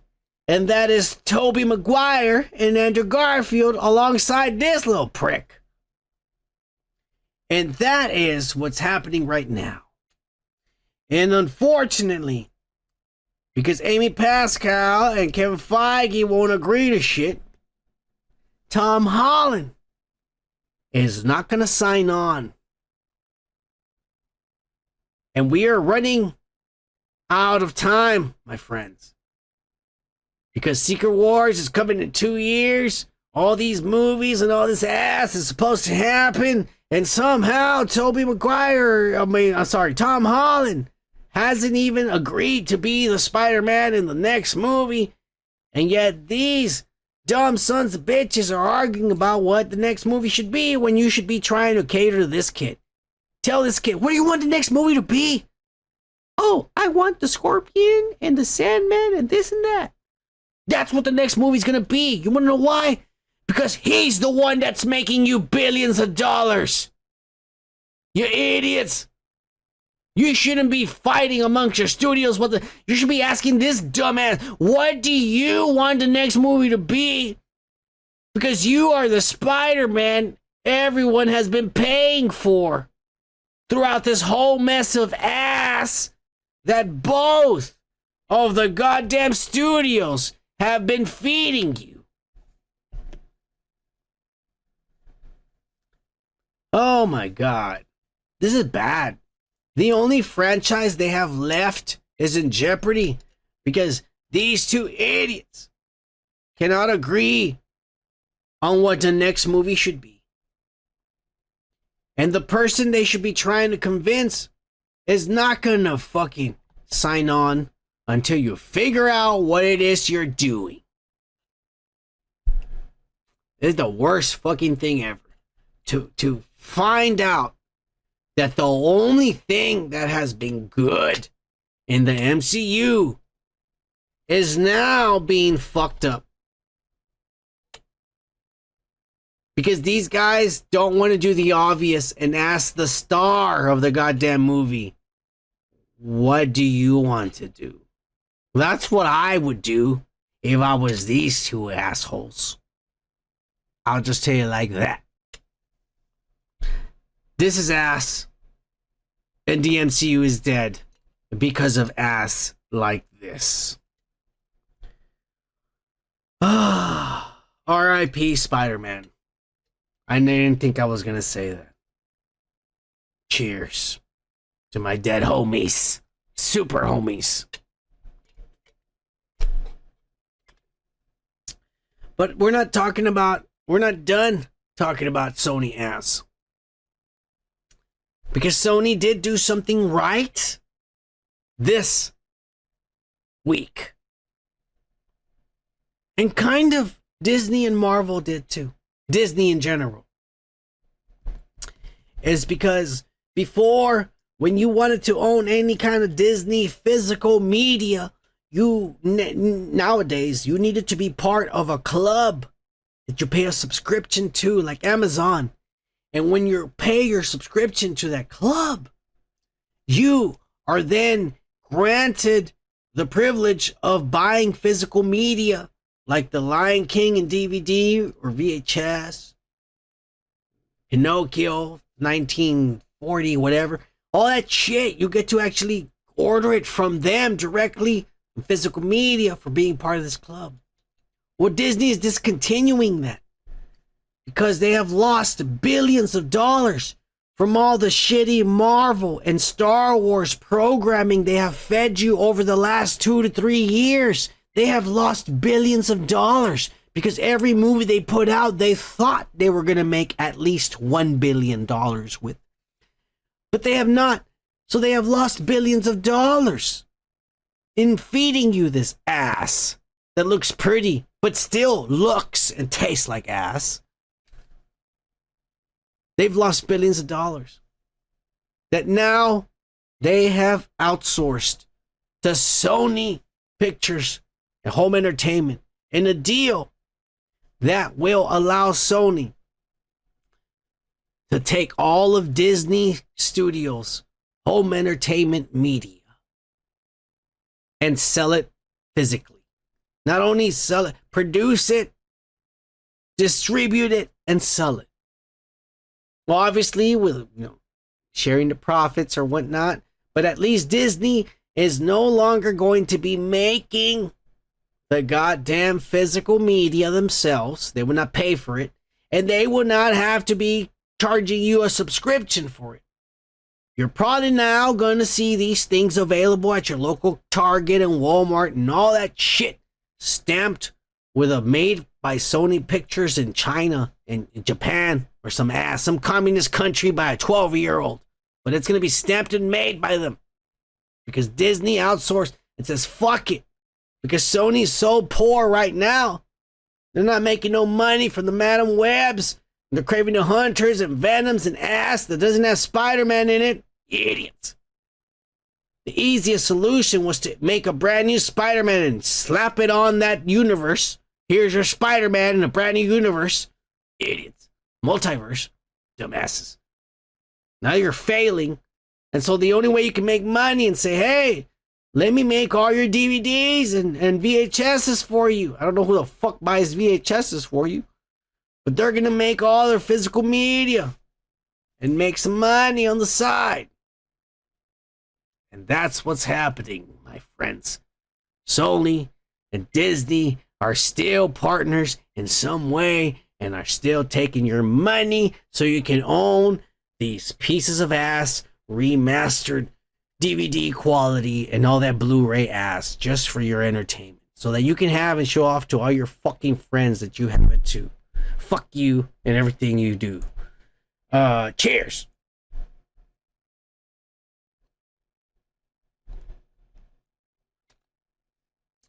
Moving on with the Marvel ass.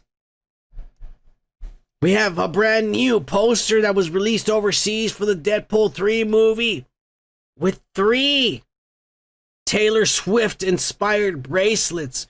One of them saying Deadpool, another one saying Wolverine, another one saying July 2025, which is when the movie will come out. Which kind of sucks ass. I don't know why it says 2025. I thought it was going to come out this year. You dicks. I think this is a mishap. Because I thought the movie was coming out this year. But right away, everyone says, oh, Taylor Swift is going to come out, and the rumors are true. She's going to be Dazzler from the X-Men. And shit. Yeah. I honestly do believe that Taylor Swift will be in some capacity or some kind of cameo in the Deadpool 3 movie. You'd be an idiot to not think so, especially when her best friend is Blake Lively, which is Ryan Reynolds' wife. He just impregnated 4 times in the past fucking 5 years. All right? They're best friends. They were at a Super Bowl together and shit.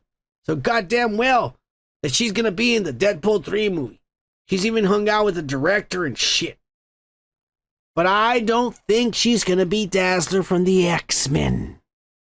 I think everyone's going to be in for a huge surprise.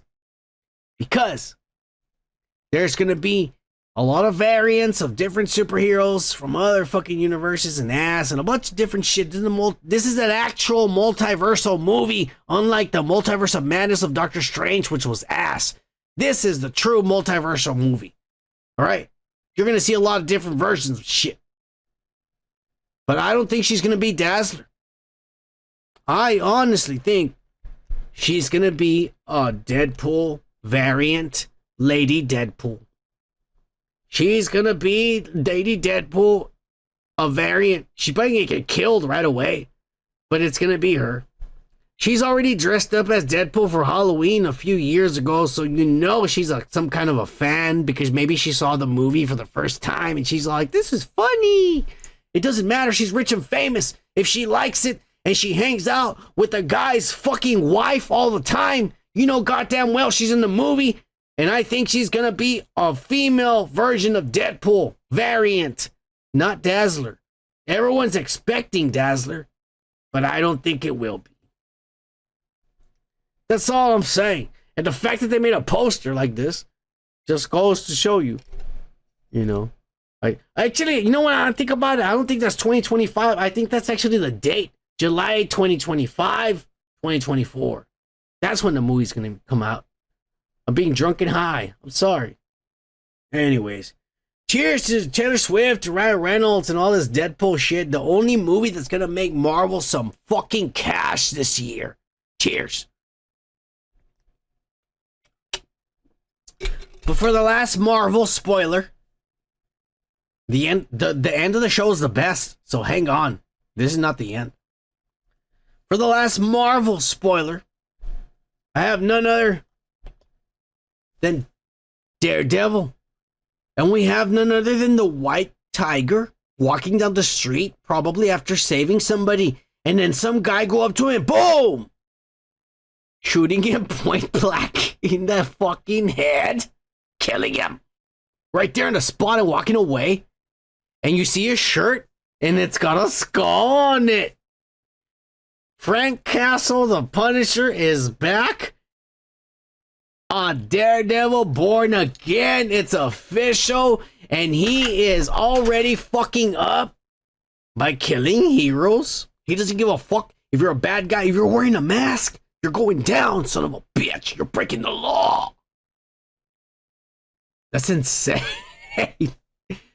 This is what I'm saying. Like, I'm half and half for Daredevil. I'm excited, but then I'm like, what the fuck? Yes, I'm glad the white tiger got killed because his costume looks shitty as fuck. This looks crazy as fuck.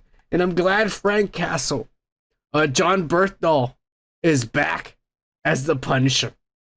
That's all I'm gonna say. This looks cool and badass. Fuck you, white tiger, in your fucking head. You just saved the day. Fuck you. The cops should have been there, not you, son of a bitch. You fucking, this is some Antifa motherfucker just getting all mad. Oh, you want to be a hero? Fuck you. And he just runs up to him and shoots him in the head. Fuck you.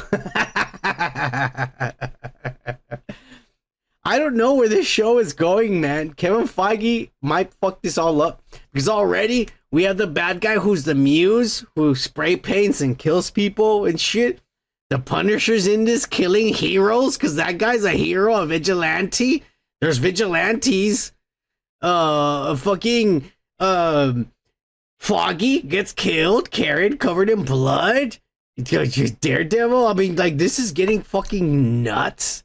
How long are these episodes gonna be? We're gonna have to wait a whole nother fucking year to see where the fuck this ass is going. But I gotta tell you, man. These spoilers have me excited and worried all at the same time. There's so many mixture of emotions. I can't even express to you what I feel.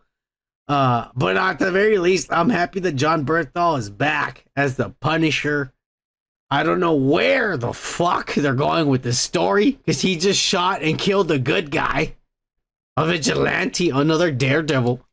He just goes, fuck you. I look so funny, bro.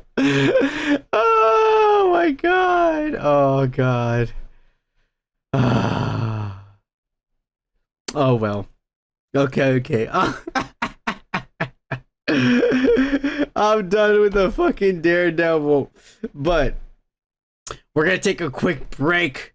And we'll be right back on the reel. Cheers, you motherfuckers. Alright. Let's move on to what everyone's been fucking waiting for. And it's none other than the Godzilla versus fucking Kong spoilers, y'all. And this are direct fucking leaks that have been banned on the internet. And everything has been taken down off the internet. They're not showing this to anybody. You can't find these. As soon as these came out, I downloaded these motherfuckers. I screen captured these. I made sure I grabbed these. You can't find them on Twitter anymore. Your shit's blocked or account is banned. This is down. I don't know what's gonna happen to our channel, but I don't give a fuck. We barely have 500 subscribers. So I'm gonna show this ass. Fuck you. It's on the internet. It's free for everyone, is what I say. They showed this movie to a bunch of cocksuckers, and they went, and this was pre-movie, so shit was still there with these little numbers and shit, but these motherfuckers took their phones out and took pictures of certain scenes.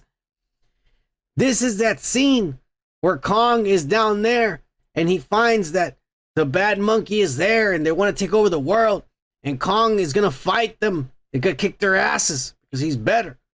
But then the monkey reveals that he has a monster he controls. And that's when you see the eyes come out and he shoots the blast at Kong, and we've seen that in the trailer. This is what happens right before. The monster comes out of the cave and he's in chains. And he is controlled by the bad monkey. The red monkey controls him because he has some kind of fucking crystal and shit. Some ass, they're gonna say. Some story. Some meteorite fell a long time ago from the sky. This monster used to be something like a Godzilla creature, probably from the same lineage. And it went and started eating the asteroid. And because it ate the asteroid or meteorite, whatever this rock is that fell from the sky, it mutated and became bigger and started having ice powers. And this creature started turning the whole world to ice and became the Ice Age, and it froze itself. And then, whatever the fuck, the monkeys took over and protected the humans from the creatures. But then the red monkey got evil and decided he wanted to rule the world. So the Godzillas, all the Godzilla species, started fighting the monkeys because the humans asked the Godzillas for help. And the Godzillas pushed all the monkeys to the earth, to the middle of the earth, to the center, and then pushed them in a cave and shut the cave away. Kong, because he's down there in the earth, is going to be exploring, and he's going to find the cave and open it and find all the monkeys. His species is down there. And he's going to find out everything that happened. So now that the monkeys are loose, they want to conquer the earth with this creature that they now control, which is pretty much the strongest titan. And he can cause the ice age and shit. And this is fucking Shimu. And as you can see here, he's fighting Godzilla, and he is bigger than Godzilla because he's basically an evolved form of Godzilla because he ate the rock. I think Godzilla in the movie, because as first time around, he's going to get his ass kicked.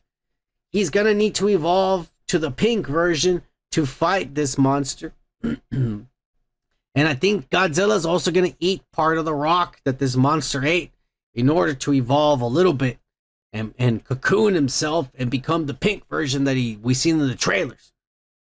But this is not going to be enough to stop this creature that is obviously twice as bigger as Godzilla. And not only that, but he is a Godzilla, but a mutated, evolved form because it was a Godzilla from a long ago, but he ate the fucking rock that fell from the sky and he turned into this creature. So it is a stronger version of Godzilla, in a way. So they're not going to be able to beat him, not even with Kong's help, because Kong's also fighting the other red monkey, who's bigger and more agile than Kong, and stronger and has weapons and shit. So they're going to get... Kong is going to get his arm frostbitten by this creature when he throws his frostbite, and it's going to get his arm all fucked up, and that's why they give him the gauntlet, so he can fight. And the gauntlet's going to have electricity, so every time he punches, he's going to shock and shit. Yeah, they're getting really sci-fi now, y'all. These are spoilers straight off from everybody right here. But that's still not good enough to stop these assholes. Because they're going to say that Kong is going to be able to stop the red monkey.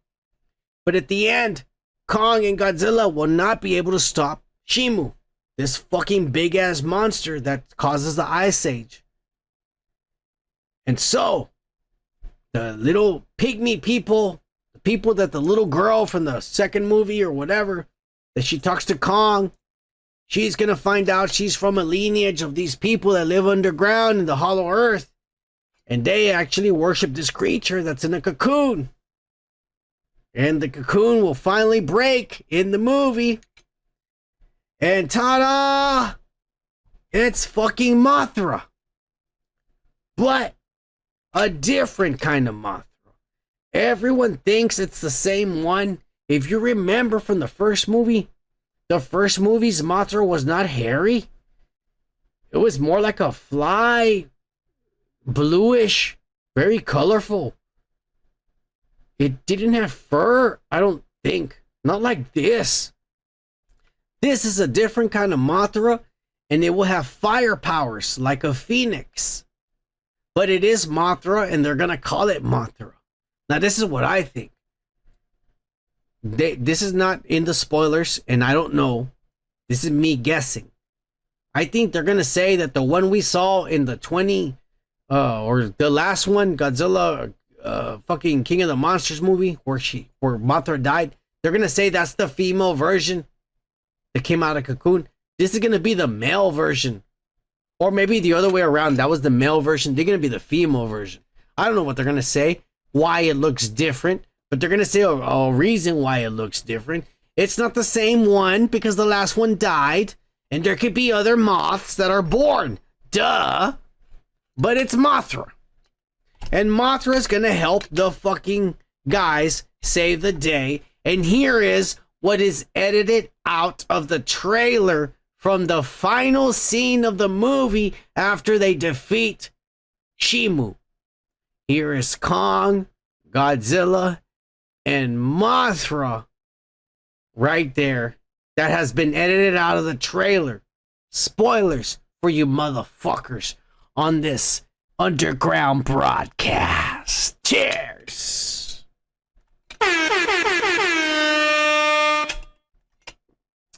That's it. That's the ending. The only way they're gonna beat them. Kong is gonna probably defeat the orange monkey by himself with the new glove. Fuck you. We've seen him knock his teeth out and shit. But they're not gonna be able to defeat Shimu by themselves. The Mothra is gonna have to be born to come here with her new moth fire powers. And all three of them will finally beat Shimu. And that's how the movie will end. But here's a bigger spoiler that no one expects, is that in the beginning of the movie, excuse me, Godzilla will fight another Titan. A Titan that they're calling Tiamat.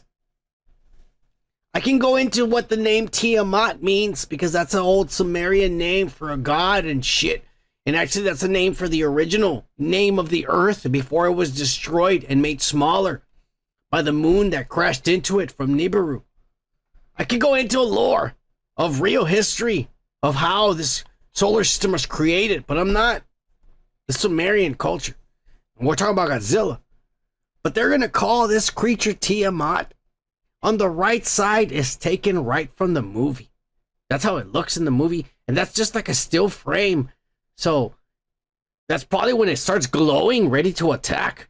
But on the left side is the basic concept art of what this thing is supposed to look like. It's actually a water serpent. And Godzilla's fighting it in the water. Like he's like in the water and this thing's coming out of it. And Godzilla's going to be fighting it and shit. And Godzilla's obviously going to win. But this is going to take place in the beginning of the movie or in the pre of the movie. So here's another fucking spoiler of some of the fucking Titans that are coming out and shit for y'all. This movie's coming out in a few weeks. And already, I mean, I'm excited. And I think this is going to be the next movie I'm going to pay for. I paid for Oppenheimer. That was the last movie I paid for.